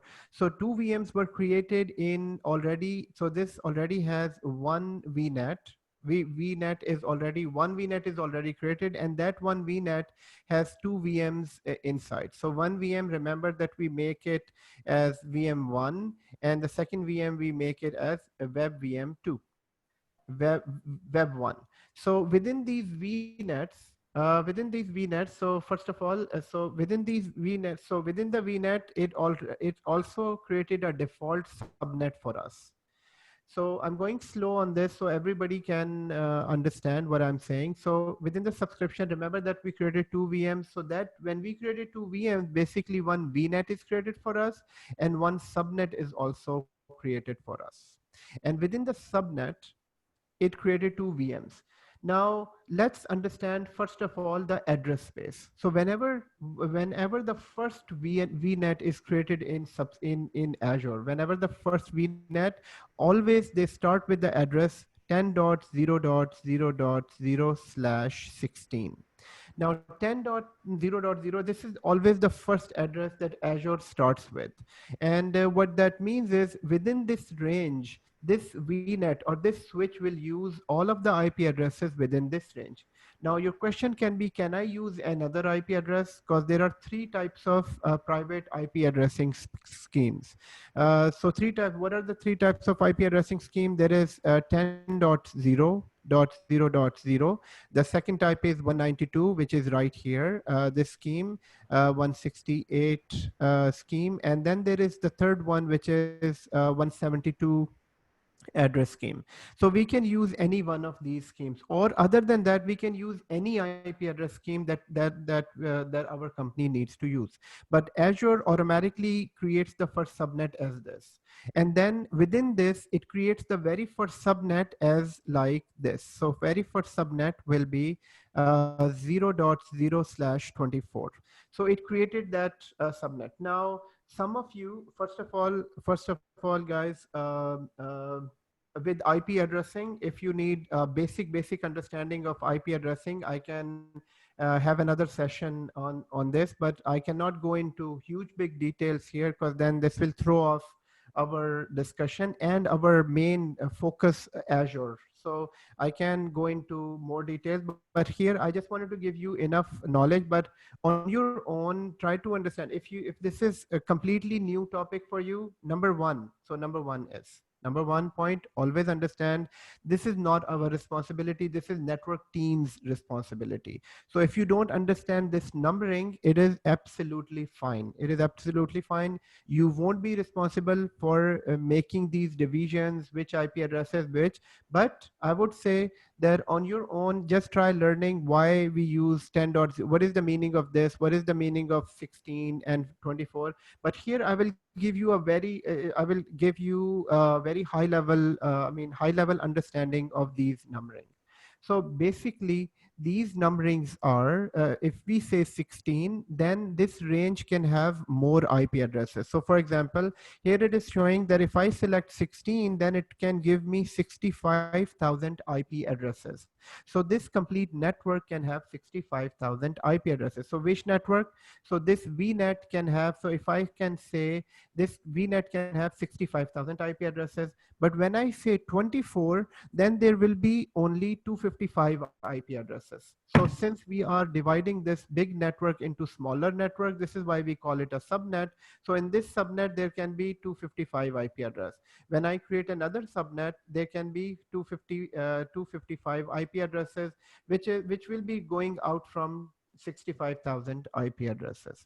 So Yeah, at the one moment, question. yes. Sorry, in the beginning you said 10.0 and then 192.168 and then 170.0. Were you trying to tell us about the classes there? Can you repeat your question, Shakil? There you have written on there are 3 types of IP addresses: 10.0.0.0, yeah, then 192.168, and then third one is 172.0. What is it? A private addresses we can have these ones only? Yes, yes, yes. Oh, okay, I got it. Okay. I mean, that's what I said. I mean, I cannot at this point, I cannot go into the classes of IP addresses. No, I got it. Don't worry, I got Right. it. And subnetting, because that's a completely different topic. Yeah, yeah. And plus, for the people who are completely new to this, don't worry. This is not your responsibility. This comes from the networking section. So we as cloud admin, cloud architects, as a cloud architect, when you start working as an architect, then you need to have that deep understanding. As a cloud administrator, when you start in the cloud, then they will say, okay, Atif, just create 2 subnets. With the first subnet will be with this range and the second subnet will be this range. So you will exactly go into the Azure and create a virtual network, and in the subnet right here within the subnet you will create a subnet. Okay. So guys, what we are trying to And I would like to add something. And Yes, please go ahead. most of the time we don't really have to create these ones because they are already there, and we'll be working in the one resource group and the the hub and the gateway. So everything is there. So we just be managing these things when we are working as an admin job. Exactly. Thank you, Atif. Yes, so most of the time, I mean, what we are doing here, I'm trying to explain these options. So in order to explain these options, I still have to go into a little deeper into the discussion, but most of the places this is already done. But you still need to learn all these to troubleshoot these as well. Okay. So what are we trying to understand, guys? In our lab, we were trying to create one VNet. So I'm gonna go into previous screen. Actually, I'm not going to go into previous screen because I will lose this here. So in the previous screen, in the basic screen, I just named a VNet, right? And then I selected a region, and then in the IP addressing, it is showing me that I will get this IP address scheme. Now the big question is, why am I getting 10.1.0.0/16? It is because 10.0.0 it is already in use. So one scheme is already in use. When I created the second subnet, which is this subnet, so I created this second subnet and I named this subnet as finance department. So I created the second subnet as finance department. It's a VNet, and it is suggesting that you can use this IP address scheme. So which is this one, and the subnet it is automatically provided, which is right here. It is saying your first subnet in this VNet will be 10.1.0 .624. So it is automatically providing us these two address, but we are not limited to these address. I can create my own addressing here. So just to keep it simple at the moment, what I would do, I will use the same address scheme. So from this page, all you need to remember that the IP address scheme for this VNet is this, and the subnet, the default subnet will be this. So for now, in this subnet, there are no VMs. There are no VMs here. so within this, so Sayed is saying there are 2 or 3 questions on AZ104 about this topic. Yes, there are. Actually, I would say more questions about networking and this topic. Okay. One small question here. Yes, please go ahead. On the top, we are using a mask of 16, but here at the bottom, it's 24. Why? Yes. So because 16 means a bigger network, and since this smaller one is for the subnet, so I mean you have to have a bigger network in order to slice it to smaller subnets, right? It's So a this subnet. is why. It's a subnet. Okay. Right. Yeah. So 16 is a mask for VNet, whereas this is a mask for smaller network, which is subnet. Okay. So now, so what I would do, I would save this here and remove this. So now that we understand,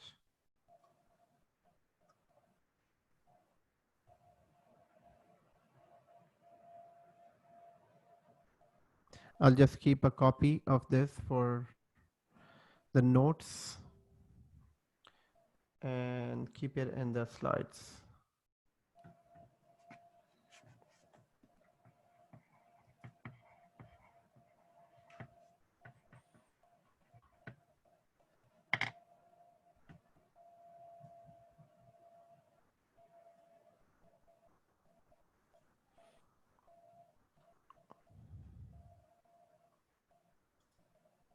Okay.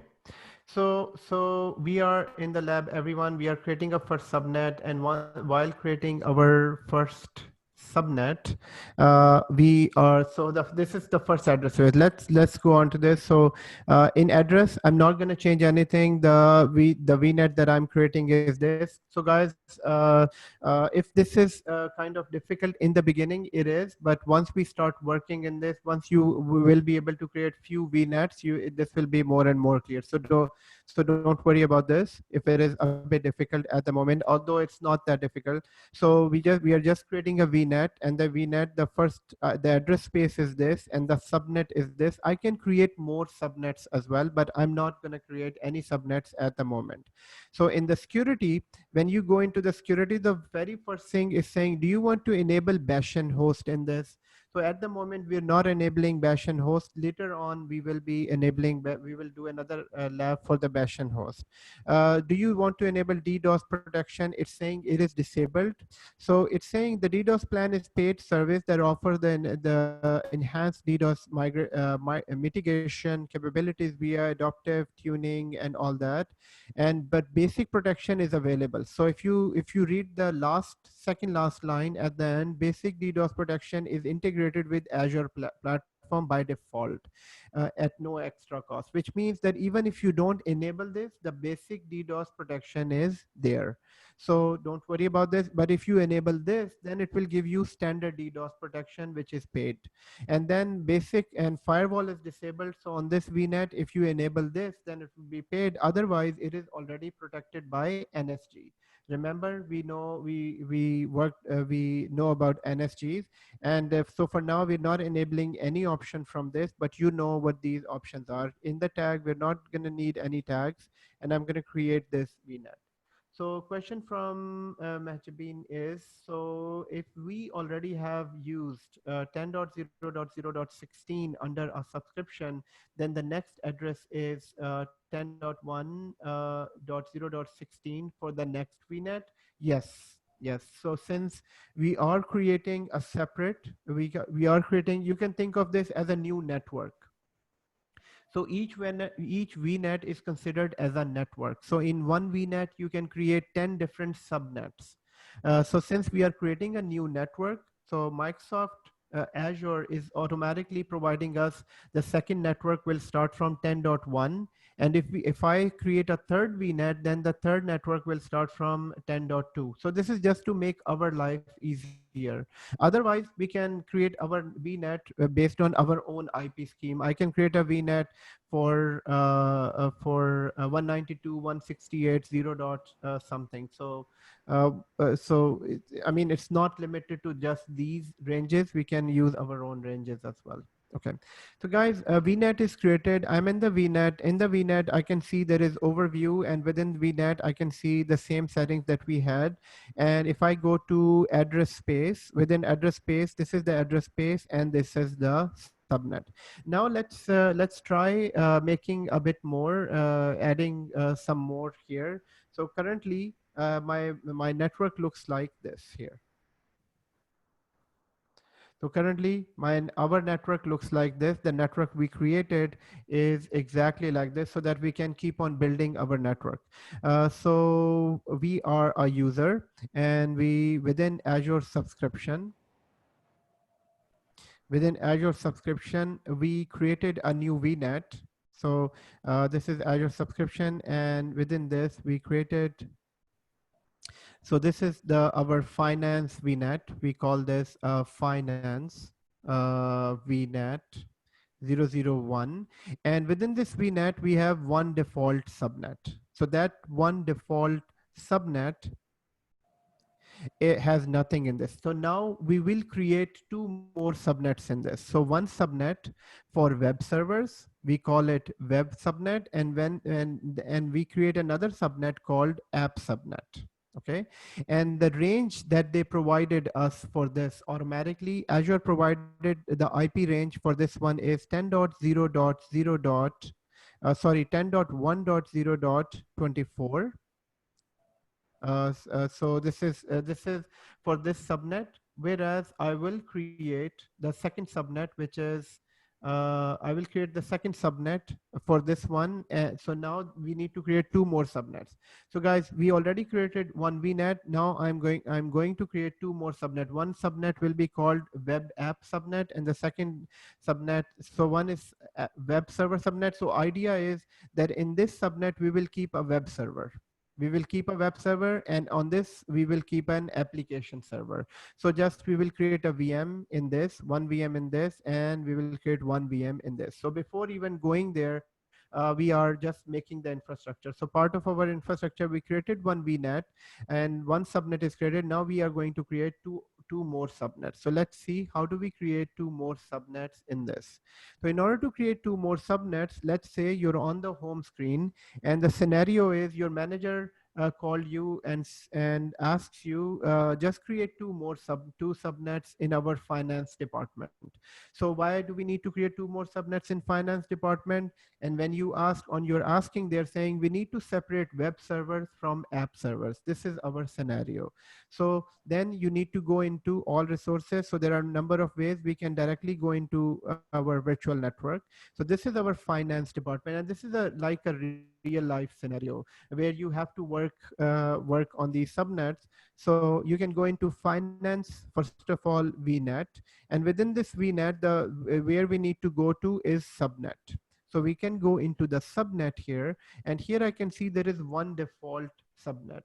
So we don't touch the default subnet. What we do is we will create two new subnets based on our diagram. So one subnet will be web subnet and the other subnet will be app subnet. So let's create a web subnet first. So I'm going to call this as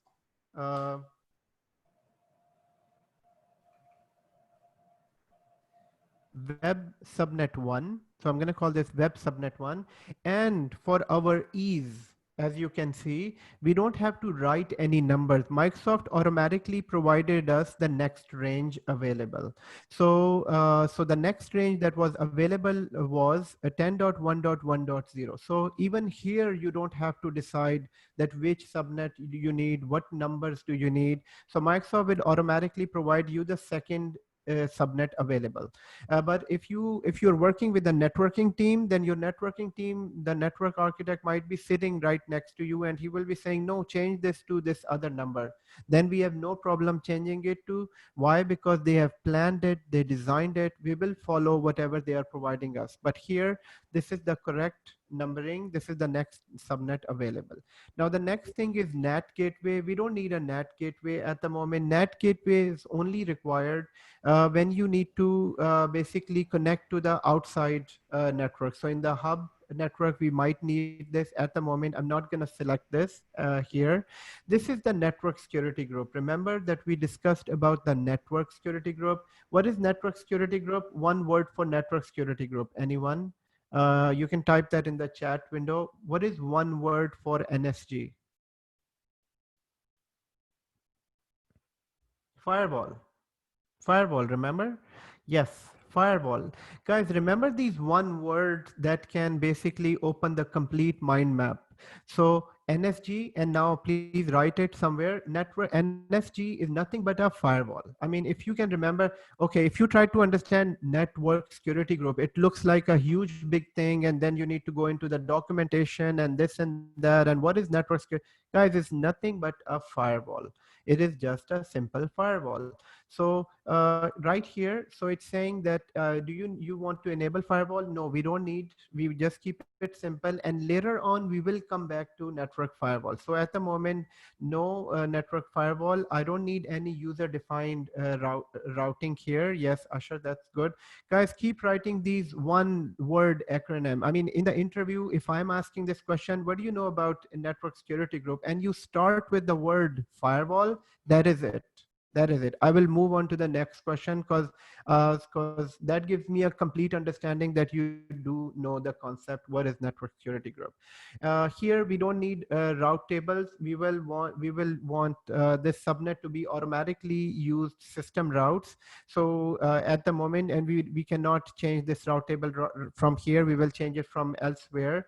Service endpoints is that basically if this subnet is specially designed for something. Is this subnet specially for the hub subnet? You can select a hub subnet. If it is designed for specially for Cosmos DB or Active Directory, at the moment, this subnet, we need to keep it open. But you can select these service points. Okay, sorry. We can select the service point if we need to restrict it to certain type of services. For now, we don't want it to be restricted to any type of services. We want it to be an open subnet. And here you have subnet delegation. Subnet delegation is again for another type of restriction that we can point to, that this subnet is for the cluster. So it is related to the first option endpoint, and then you can select subnet delegation. So for now, what we are doing, we created a simple subnet and okay. Guys, this is exactly the same thing. When you're working in the lab, start doing small little tasks. When you do a small little task, that gives you confidence to move on. Excuse me. Yes, go ahead. We cannot hear you say it. Are we taking at least a 5 minutes break? 5 minutes break at this time? You know, lab is a break too. Okay. I wanted to go for Asar. It's delayed, but that's okay. Okay.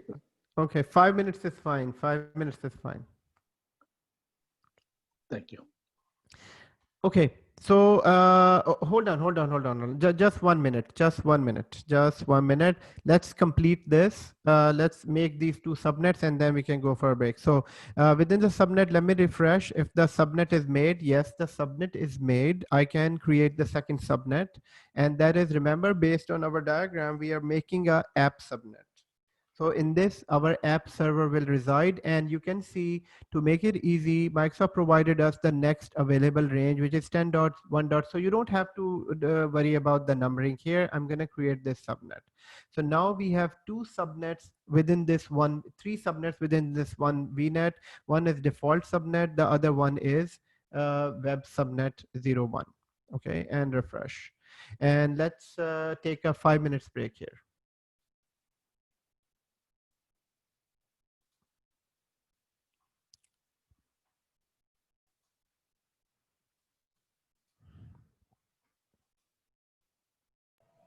Okay, Adnan. So I created two subnets, but my question, like in our office on premises, there is one different network. Do we have to like in order for us for our workstations to communicate somewhere on the cloud? Do we have to create the same subnet like our office? No, not really. So your question is important, and let me explain that. It's a good question. So the question is, I mean, we're not learning anything new. So the people who are praying, they won't miss anything. So I'm just answering this question. And so the question is like this. The question is that we have users on premises. We have user number 1, user number 2, and they have their computers, and they are all connecting to our Azure infrastructure. So we have a big Azure infrastructure, and this Azure infrastructure is connecting basically. So right here, this is on premises and on-prem, and on-prem is connected to a gateway. So first of all, they have their VPN gateway. Mhm. They are connected. So all the users first connect here, and through a secure link, they will be connecting to the hub network. So inside they have a hub network, and from in the hub network they will be connecting to the gateway here as well. So this is the site to site VPN gateway, or it can be express route. So this is how they connect to, and from hub they can, and they have we have the firewalls and other appliances as well, but they will be connecting to back to the spoke. So spoke 1, and we have spoke 2, and we have spoke 3. Okay, and what are these spokes? These spokes are, this is application 1, and this is let's say application 2, and this one is just web servers. So this is how they are connected.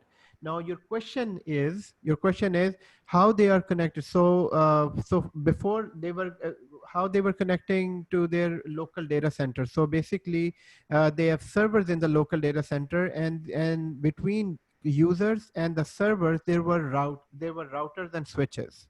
So there were routers, and routers No, connect to switches, and they have no, all no, no. these routes. No, they are on the local area network. Now only like I'm not moving all the servers, like I'm using like maybe 2 servers I'm using in moving to Azure, and rest like Right. maybe 7 servers still in the premises. Both they have to access. Yeah. So which means that your half of your servers is in on premises and half in cloud, Yes. right? Yeah. So and your question is how do they connect to both of them, Yes. right? So the simple answer is it is the routing tables. So routing tables will allow, as a user is transparent. As a cloud, as a system administrator, it is transparent for us. The networking architects, they need to create a route between these servers, and also they need to create a route between this gateway and, let's say, this server. You have a server sitting here in the spoke. So this all need to be routed together so that users can transparently connect to both places. So Okay, the got it. answer to your question are the routes. Mhm. Okay. So, but the route will be created by somebody who already has this Cisco information and everybody. Exactly. I mean, it's exactly the same thing as routers and their routing tables, their BGP protocols, and all that. So that will completely route. But for the user, it's all transparent. Yeah, It yeah. has to be connected. Let's say if the user is saying, I'm able to connect to my local server and I'm not able to connect to the server in Azure, then we will go back to the networking team and ask them, there is something wrong with your network. So they Yeah. would need to connect. They would need to fix it. Okay, got it. So I think people are from Australia logged in also. Huh? That guy went to pray Asr. Sorry, people. Yeah, that is a question. That who went to prayer, sir?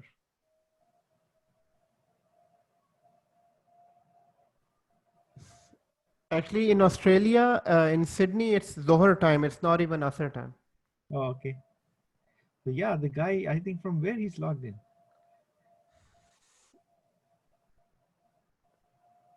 Oh, yeah. In your place, it's your Isha time. Yeah, in Okay, Canada it is Isha. In Canada it is Isha. sorry. In our place in Mississauga where we are logged in from, that is Isha time. Yeah, it's Isha time now. And how much time we have? We have half an hour more. Okay, very good. Let's make use of this half an hour, everyone.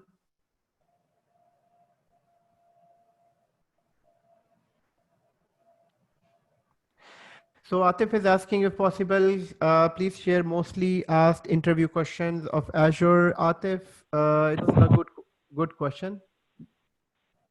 Atif is I think preparing. somebody is in Pacific, maybe Calgary or Vancouver. That's why they might be paying us, sir. Oh, Because okay, it's they are. okay, okay, okay. Adnan, just a quick question, brother Adnan. Yes. Like, you know, we have created like VMs based on the various operating systems, like operating systems like Windows and Linux and Sun, right? Now, if I want to install certain middleware application, like middleware tool on these operating systems, how do we do that? Like, let's say I have WebSphere or WebLogic or JBoss that I want to install. Right. So yes, so guys, the question here is how do we install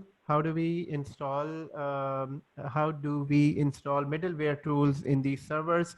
So I mean, I'll just try to give you a very simple answer, whereas we can discuss that in the next chapter, which is app servers and app services and all that. But in order to install any application or anything within Azure, there are two ways to install it. Either you will have it as IaaS within the VMs, or it can be PaaS. So there are these two ways. Other than these two ways, there is no other way the application can be installed. So let's say it's a middleware application, WebSphere, or it can be a CRM system or a call center system. You will have to have VMs in the background, and then VMs will be deployed in one of these Spoke networks, right? Or if it is compatible to PaaS, then it will be a web app service, and then you will completely move that to a web app service and web app plan, and then it will be installed. So I think this question will be, the answer to this question will be more understandable after the next chapter. Yeah.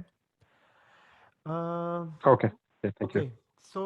So everyone, we created two networks here. So going back to our diagram here, so we created two networks here. So web server 1 and web server 2. Now within these, so let's first see that what have we done. So within the virtual network, we have a finance VNet, which is a finance network. And in the finance network, the address space is all based on 10.1.0.0. And within this, I have the subnet, that is, I have 3 subnets in that.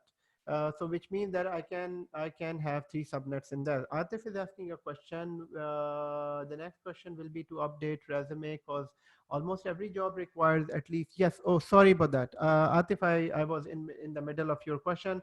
Are there any frequently asked question, mostly asked question? Atif, my simple answer to this is, we are living in the age of interview questions. So, you know, you just Google Azure interview question, and those are exactly the same interview question. Actually, they give you more detailed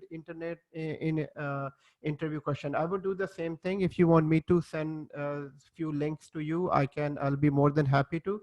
But most of the time, the interview questions are there. You can just Google for Azure interview questions, and you will get huge number of questions there. The most important thing is the concepts in the background.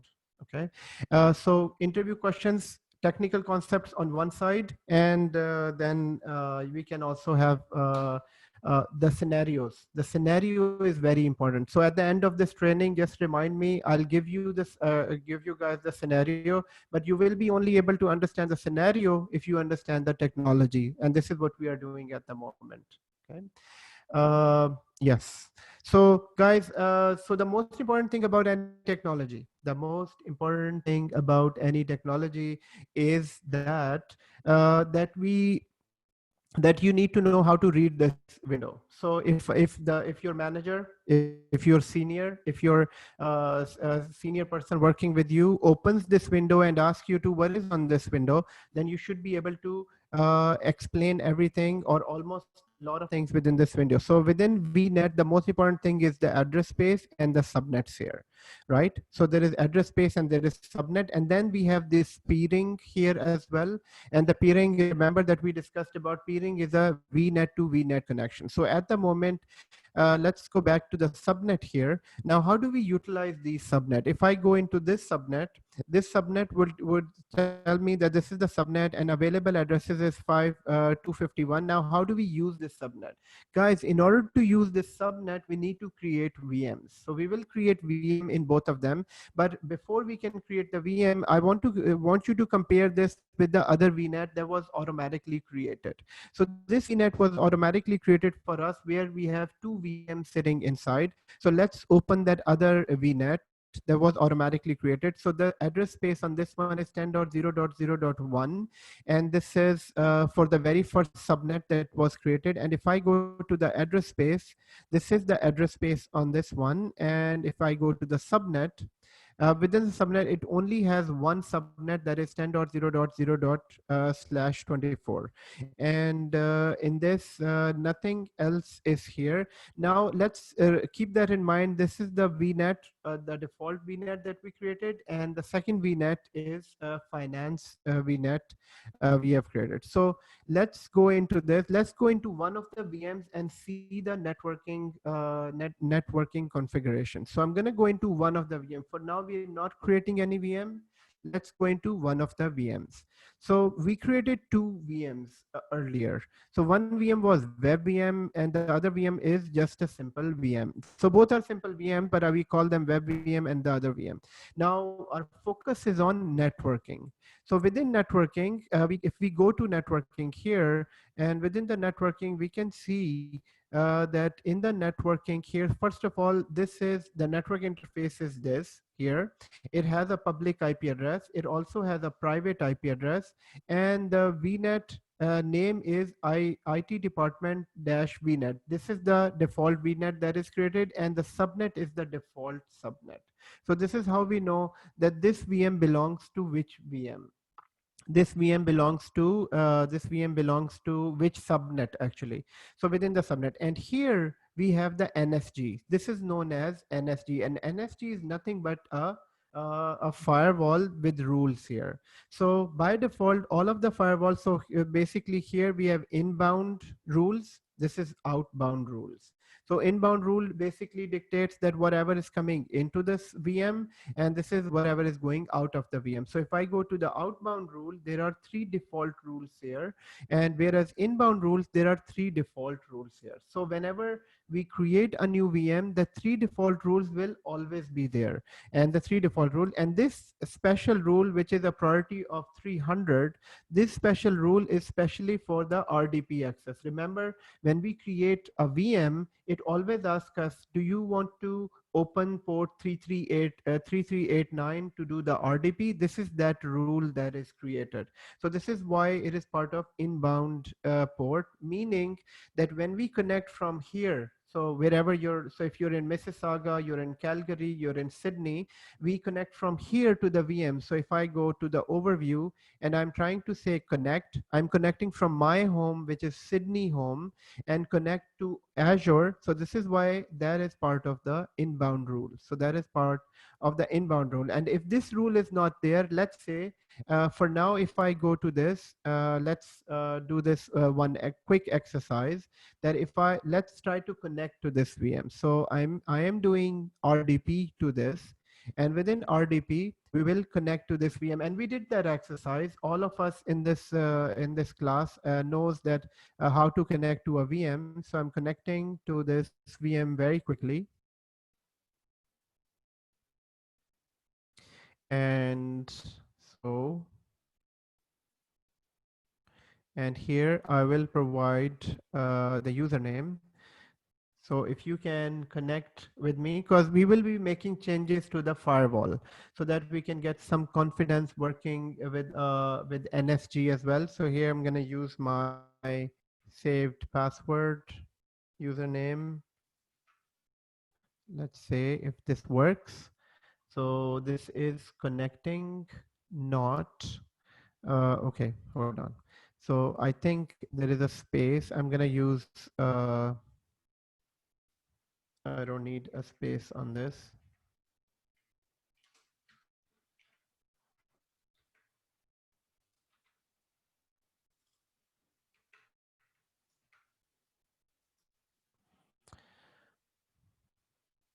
Okay, so now it connects because it didn't recognize the space and now it is trying to connect.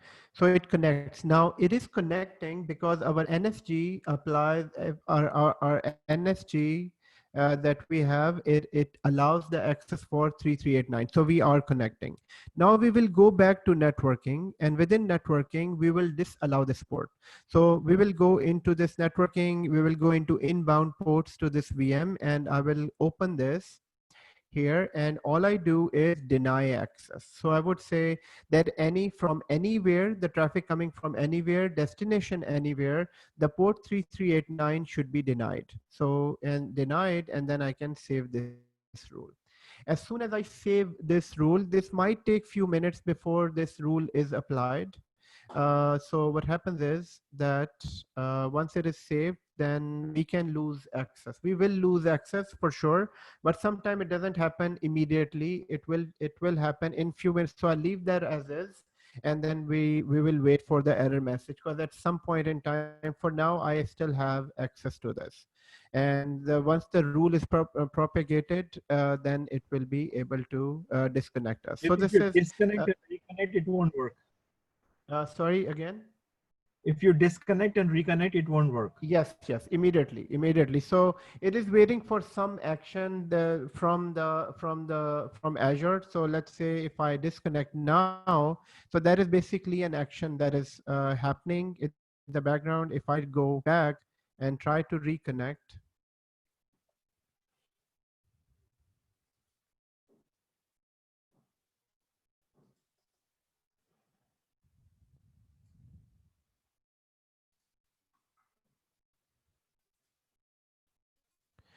so on this should give us an error message now.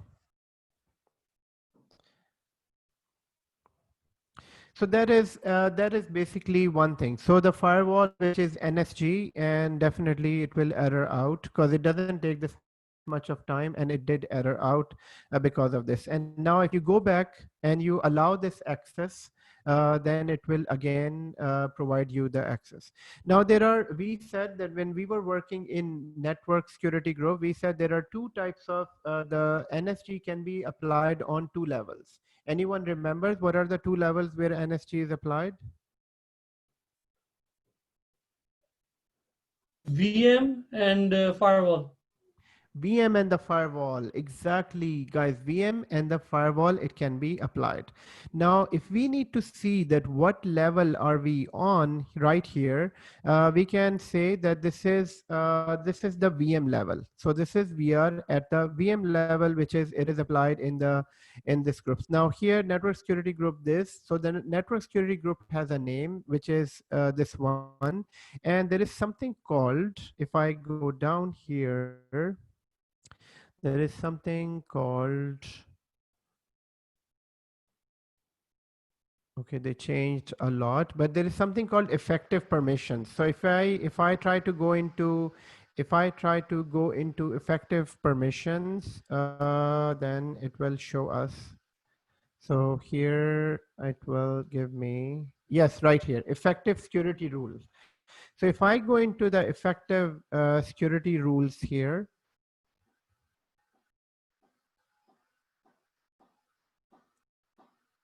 it is opening. So what is effective security rule? If you have basically rules within, so if you have many rules, within so if you have rules on subnet level, if you have rules on the VM level, then this is how it works. So effective security rules will tell you that which rules are applied first. So for example, here it is showing that on this level, that this is subnet level, and this is inbound and this is outbound rules. And on the network, on the VM level, there is no rules. So on the VM level, there is no rule, but on the subnet level, there are rules. And the very first rule that will be applied are this with the RDP, with this priority, with this. So the lower the priority, it will take the precedence. So this is priority number 300, which means that this will be applied first, and then these other rules will be applied. Okay, so guys, let's do now. This is the default subnet, and this is these are the VMs that are sitting in the default subnet. Now let's create 2 more VMs in the other VNet, and then we will configure peering between the 2 VNets so that we can connect from two. Then we can connect to from one VNet to another VNet, which means that from one network to another. So let's create one VM in the web subnet and the other VM in the app subnet. Remember that in the networking we created 2 subnets. So if we go by the diagram, so here what I'm saying that we need to create one VNet in this subnet and one VNet in this subnet, and let's create these 2 VMs. So all you need to do when creating the VM and setting up the network and this network settings, you need to change the network settings within the VM. So let's do this. I am going to create one more VM.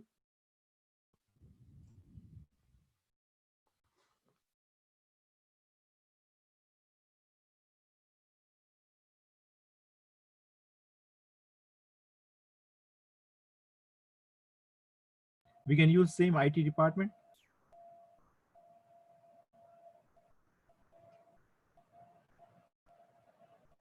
Are you there? System hanging? Hello?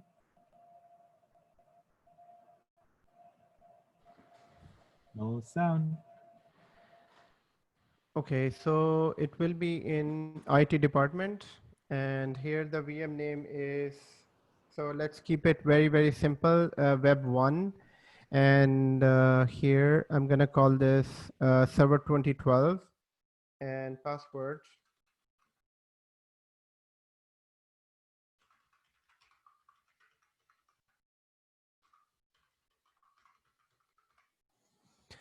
Password is password, and port will be this, and I'm gonna move on to the disk.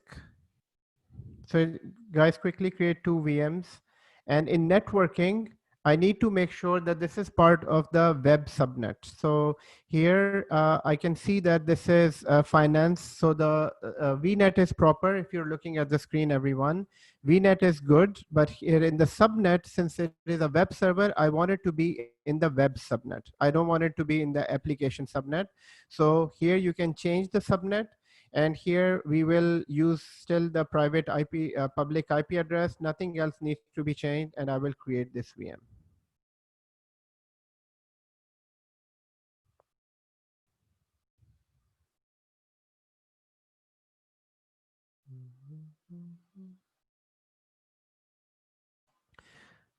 So create this VM. And at the same time, I can create the other VM within the other session.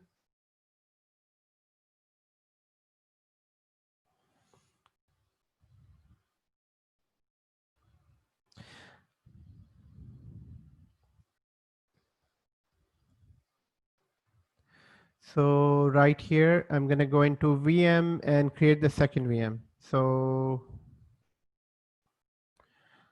second VM will be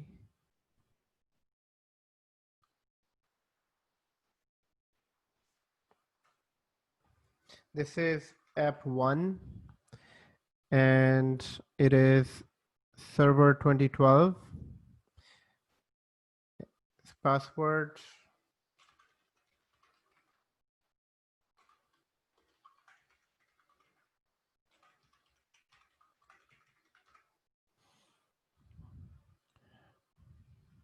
Uh-oh, no, I need to change the networking. So within networking, I need to make sure that this is part of the app subnet. So this is part of the app subnet. This is why naming is important for the subnets so that we know which subnet it belongs to.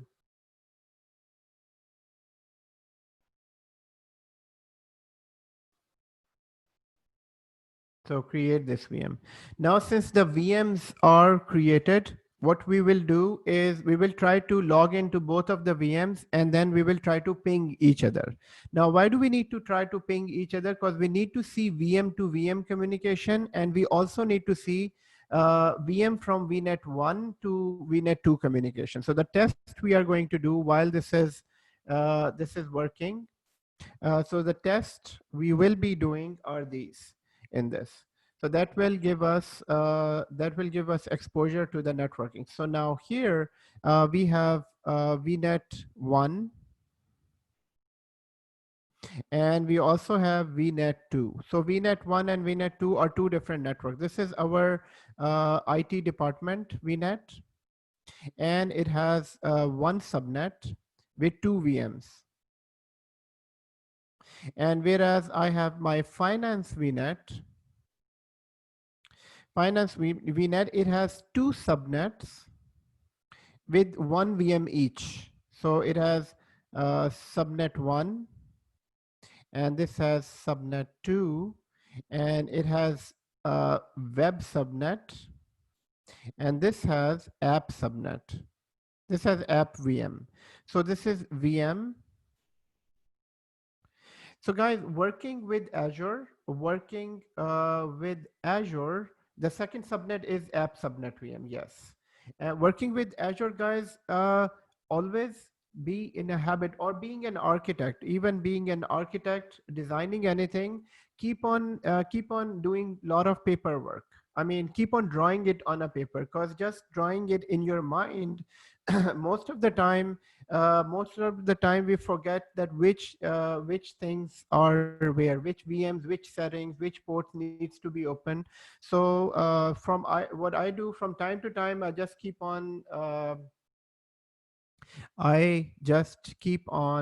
working on a piece of paper and keep drawing this.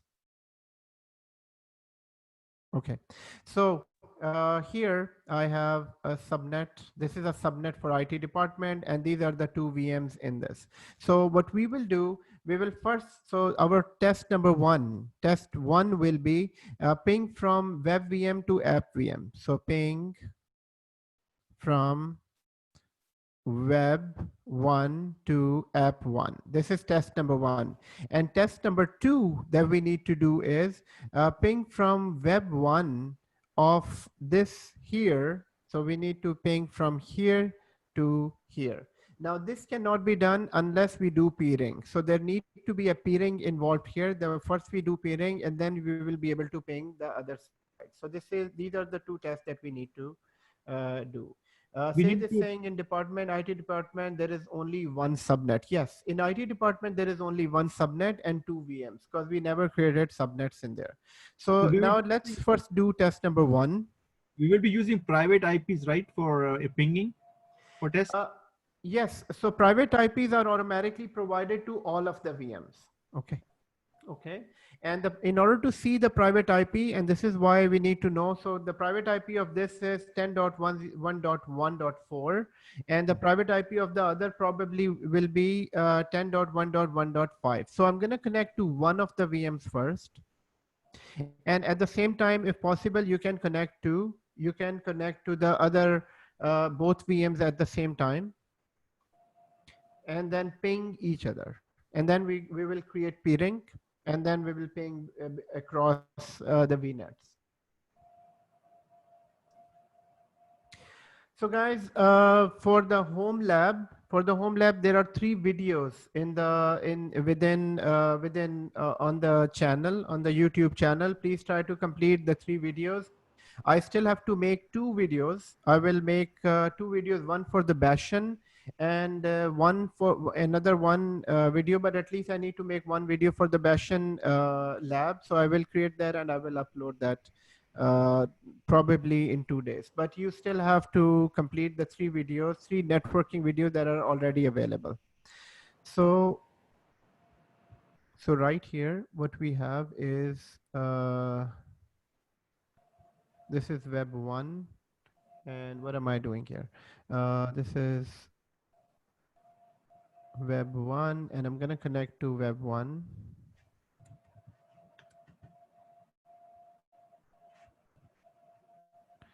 So here, just connect.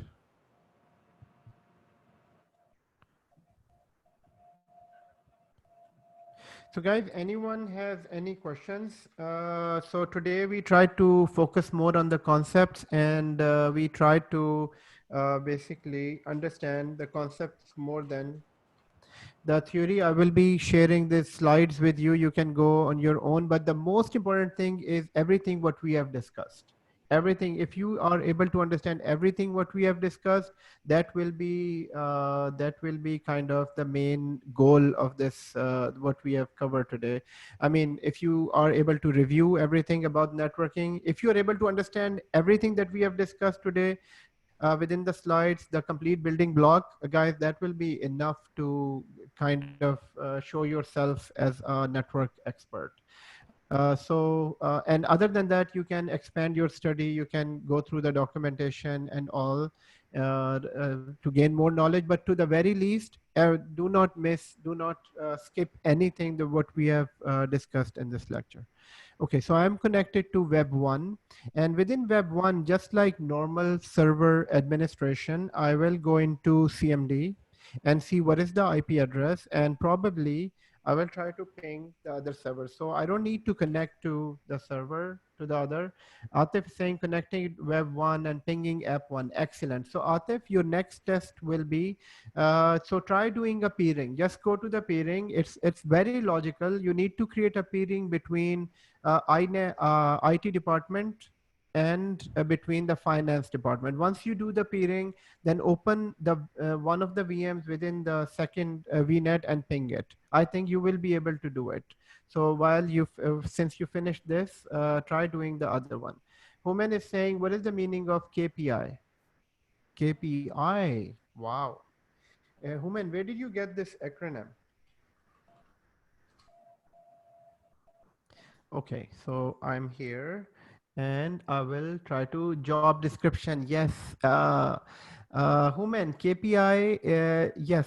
Atif just replied, it is key performance indicator. It is more of a part of process management and not more than, so it is part of the ITIL.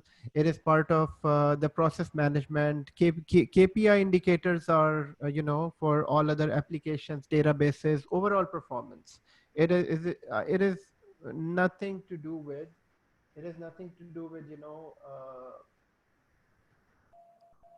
the network. It's not, actually it is something to do with the IT professionals, but nothing to do with network.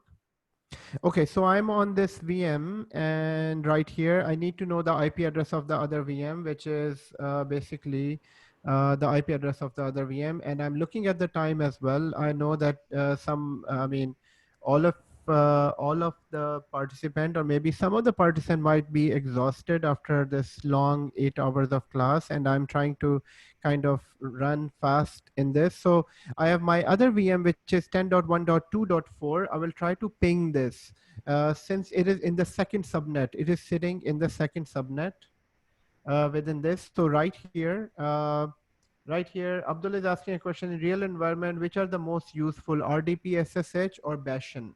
So nowadays still RDP, SSH is more popular, but Bastion will be more and more in the coming days. Why? Because it provides us more protection. It provides more, and so I will make a complete video on Bastion, because Bastion is a new concept, and it requires at least, I think, 45 minutes of lab. So I will create a video. I will share it with you, because there are a lot of technicalities. There are few things that needs to be understood within the lab, configured properly in order to work with this. So for that, I will create a lab.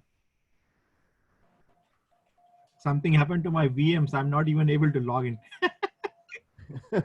Maybe it got exhausted, man. It's like 4 hours. But actually, I did not get bored. It was interesting today. You didn't get, but it was interesting today? You mean you didn't get anything? No, it was very interesting because it was logical. Like all those theory part was not there. Yeah, for sure.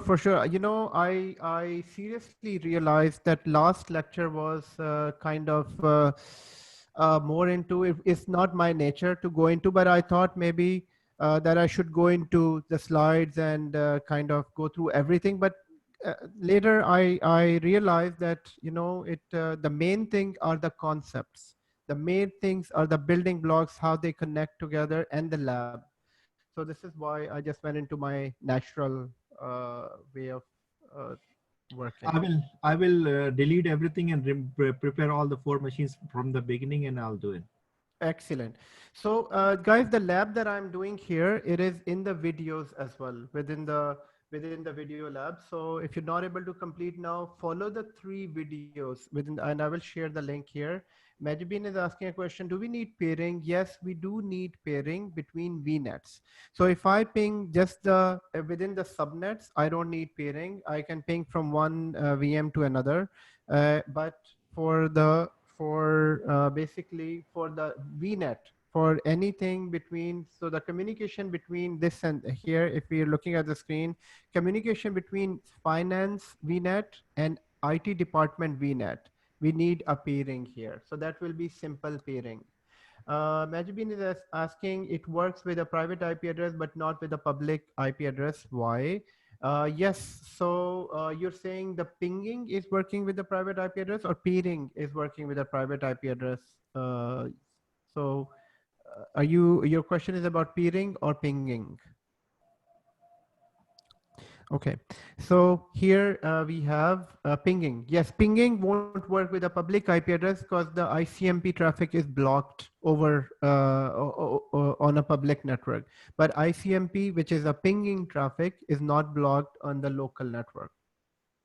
Guys, last 5 minutes is here, and let me quickly go through what we have covered today. So we have covered a lot within networking, guys. This is whatever you see on the screen. This is the main the building blocks. These are the main services of the network. If you are able to just go through the video as well, maybe one time, or go through your notes. I'm not sure how many of you are making the notes, but making notes is a huge big help if you keep on making notes and then you just reviewing it. So the thing here is we will use all of our learning senses to remember this. This is a technology, and technologies, this is a new technology, and it will just grow. It is just growing, and it's paying as well. It's paying, lot paying. It's huge. I mean, people who are expert in these technologies, they are really getting a lot in terms of their contracts, their payments, and all. Okay, so in order to understand this, today's lecture was all about internet. We started with, so I'm gonna quickly summarize everything what we have learned. So we started with understanding of users that connect from outside to our Azure subscription. Once they connect from internet, they hit our subscription. Within the subscription, the very first actually the user is intended to go to connect to this VM. Let's say if the user needs to go here, the very first thing that the user face will be the security.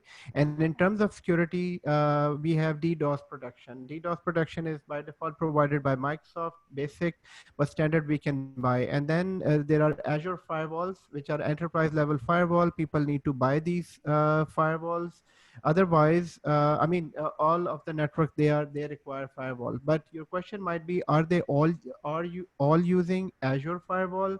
No, some of the companies use third-party firewalls as well. So they use F5 firewalls, and they have their cloud appliances as well. So more than Azure firewall. So just like in Windows firewall, nobody uses Windows firewall, but they use other firewalls exactly in the same manner. At the moment, large companies, they use their own third-party firewalls, but yes, the firewall is important. The next one is VNet. VNet it works like a small network, and within the VNets, we have different type of subnets.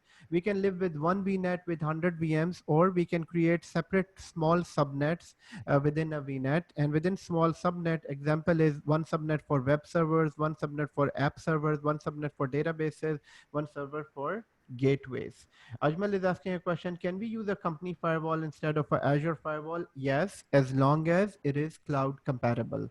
It is, as long as it has the cloud appliance extension, then the company firewall can be used. Not all firewalls hardware firewalls are cloud compatible. So remember that you're in cloud and the appliance has to be installed. It has to be installed as an appliance. It cannot be a device.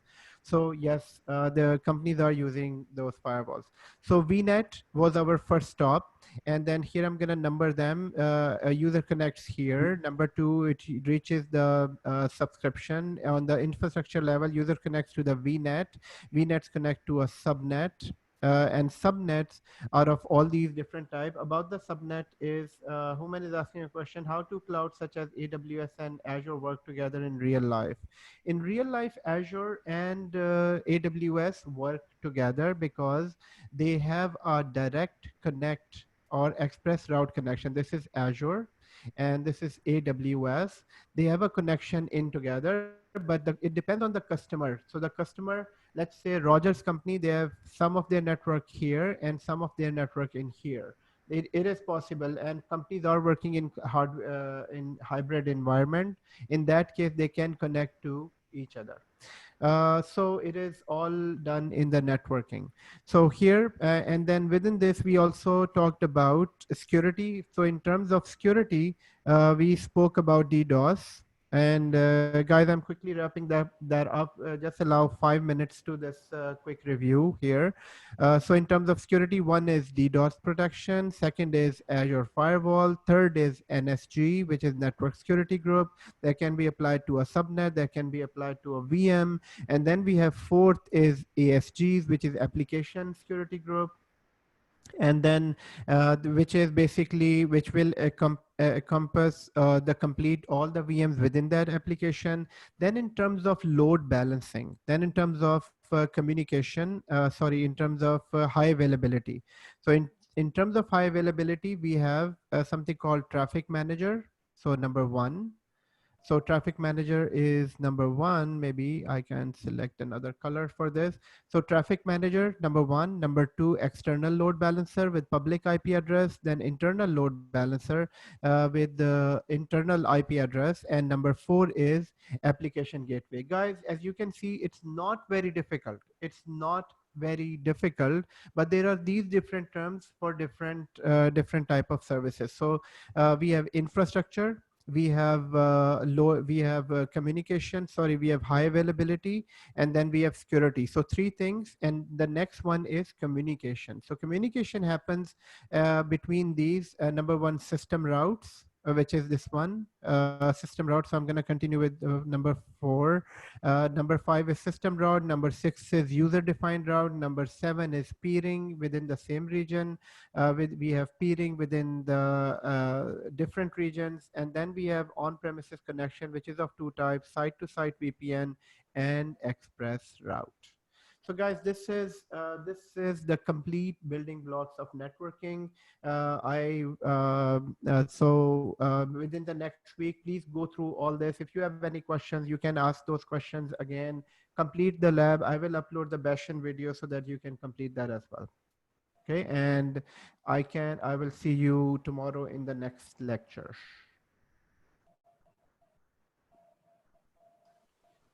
This is Amin. Yes, Amin bhai. Welcome, Salam. So I have invited everyone, like if they want, we will have one extra class. It won't impact your regular class. It will be extra class who wants to review the labs or prepare for the exam. Because Azure AZ104 exam premium terms, I already shared them and I have given them deadline for September 20. They have still 1 more week. So we want them to clear that exam as well. Right, for sure. So brother Amin, what if we get 20 is deadline? That's fine, we will try. But if we get delayed, any problem in that? No, the sooner the better, right? Like we have covered more 50% of the syllabus now, and you're doing the labs. If you start working on that exam questions, I believe it's less than 150 questions. So we will be discussing the questions in the lab? No, that we will see. Our Friday and Saturday evening class, which is regular, we'll be doing the theory lab from Adnan Bhai. Extra 1 day if you want, I'm available Saturday, Sunday morning. Those who are available, let me know. I will send a Zoom meeting. We will review the labs we will also go through the exam questions. That way, as a team, we'll work together. We'll see who is progressing, helping each other, and make sure our progress in terms of labs, in terms of exam. Sure. So maybe we can make it on Sunday, because Friday and Saturday we are having class. Sunday will be bright better. I'm fine. So I just need everyone's availability, or like decide like, okay, Sunday you want 10 a.m., 10 to 12 or 1, or 9 to 12 Eastern time. That way. Yeah, I think Sunday should be okay. 9 to 12 will be fine. No problem. So like you can acknowledge me on WhatsApp. That way we'll Sure. go through that one. One question, we are doing 104 or 103 or both? 104. 104. 104, 150 question, right? Approximately, we have to. I will double check. Yeah, nice. Okay, that's easy. Yeah, because we have to complete the assignment, the one Adanma is giving to us. I want everyone be on the same page. So coming Sunday, we'll make sure whatever the classes we have completed, we have to make sure all the labs has been done. The guys, it's best thing, everything is in cloud, and you have a free trial subscription. Create the lab, delete the lab, create, do multiple times. It will be then it will be on your fingertips. Great initiative, Amin bhai. Thank you very much. Inshallah, we will be there 9 to 12. Sure. Okay, so thank you, Amin bhai. Yes, guys, we need to go for this exam 104. It is very, very important, and I'm sharing the link for the video. It is on the screen, and you need to go into where here. The playlist for this, and I will share this. And so probably by now you guys have completed all the videos here, which is starting from video 1, 2, 3, 4, 5, 6. And also I've shared some storage videos here. And people, please let Amin bhai know. Here in the chat, I can see that people are sharing their timing, and then you can describe. So before I can, so I'll leave you with that discussion. So you need to complete video 7, 8, and 9. Video 7, 8, 9, 10. So 7, 8, 9, 10, creating subnets, IAS. So this one, and these are all, these 4 videos are very important. Everything that we have covered is in these 4 videos. So please complete this. I will share that in the chat window as well, and in WhatsApp group. Yeah, please share in the WhatsApp group. That's great. Thank you very much, brother. Okay. Adnan, is it possible to add me to a subgroup, please? I'm still not in there. Who is this, Riaz? Yes, please. Riaz, you're already in the group. Oh, but I don't see anything. Okay. Amin bhai, can you add Riaz to the group, please? And whoever is not part of the group, let us know. Yeah, please let me know who are not part of the group. I will do that. Riaz is not there, so please add Riaz. And also please share your Gmail address so that we'll grant you access to our Google Drive, where we have all the training material and videos. Jazakallah. Okay. Yeah, please guys, on WhatsApp, send me your email address, and who are not part of the group, please send me the message. I will add you to our WhatsApp group chat. And please make note, the class timing is fixed, Friday and Saturday. It will be the same meeting link. You already have that one. So we will not remind you or tell you, you have to be punctual. You have to be available during that time. Okay. Majubin is asking a question. Do we need to finish the lab by tomorrow class? No, you can finish that within the week, but sooner you finish it, the better it is, because the concepts are still, still in our mind.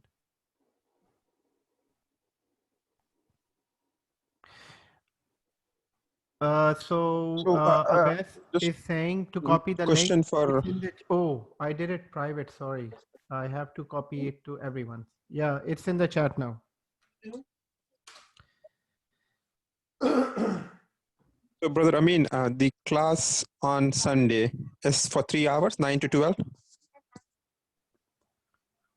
Based on your availability, guys. Like if you are done, like if you are okay to 2 hours, we'll do 2 hours.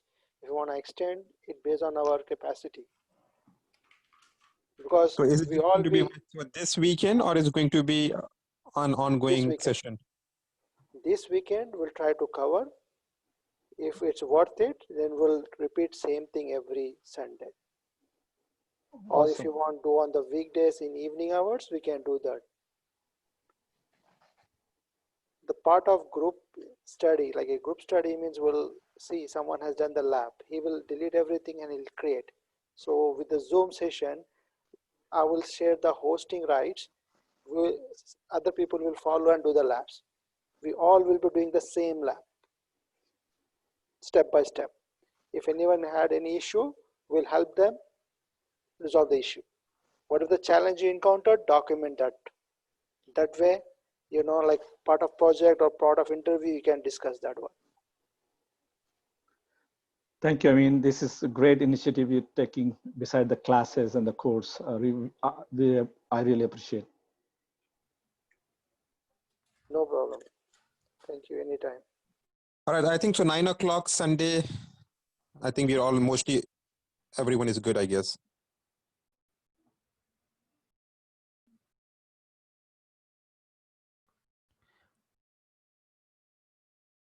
Okay, Amin bhai, is that okay with you? People are saying 9 a.m. in the morning.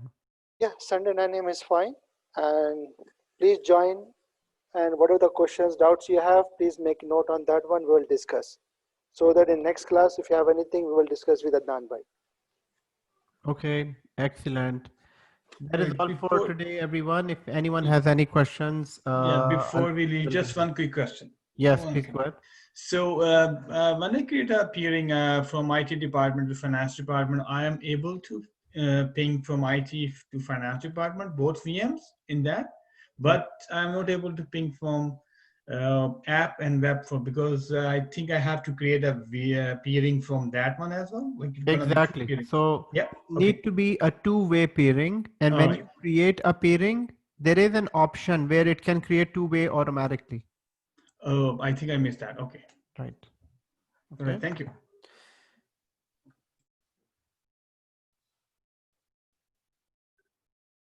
Okay, everyone. Thank you so much for today's session, and I will see you tomorrow in the next session. Thank you, Adnan bhai. Thank So you. much. Thank you. Good night. Good night. And good afternoon.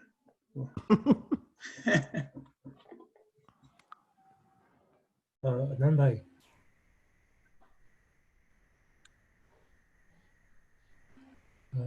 Brother Adnan, are you still there? Yeah, I'm here. Sure. Will the Sunday meeting be recorded? Sunday, yes. Amin bhai, are you here? Yeah, I will record that as well. Yeah, so you can record because some people might not be able to. Okay. Yeah, it will be recorded, Asher. Okay. Amin bhai, are you still there? And it's going to be the same link? No, it will be separate link. I will send my Zoom details. Okay. Awesome. Thank you. No problem. Amin bhai, are you still there? Yeah, please go ahead. Amin bhai, when I can get a voucher? Inshallah tomorrow. Okay. I've already processed. Guys, if you are going for exam, let me know. Like, and I can arrange you the discounted exam voucher. I need minimum 24 hours after receiving the payment. You receive everything. I already sent for you all information. Yeah. No. For others, I'm telling, like, who would like to go for exam. Thank you so much. Thank you so much, Adnan bhai. Okay. Thank you, everyone. Thank you. Good night.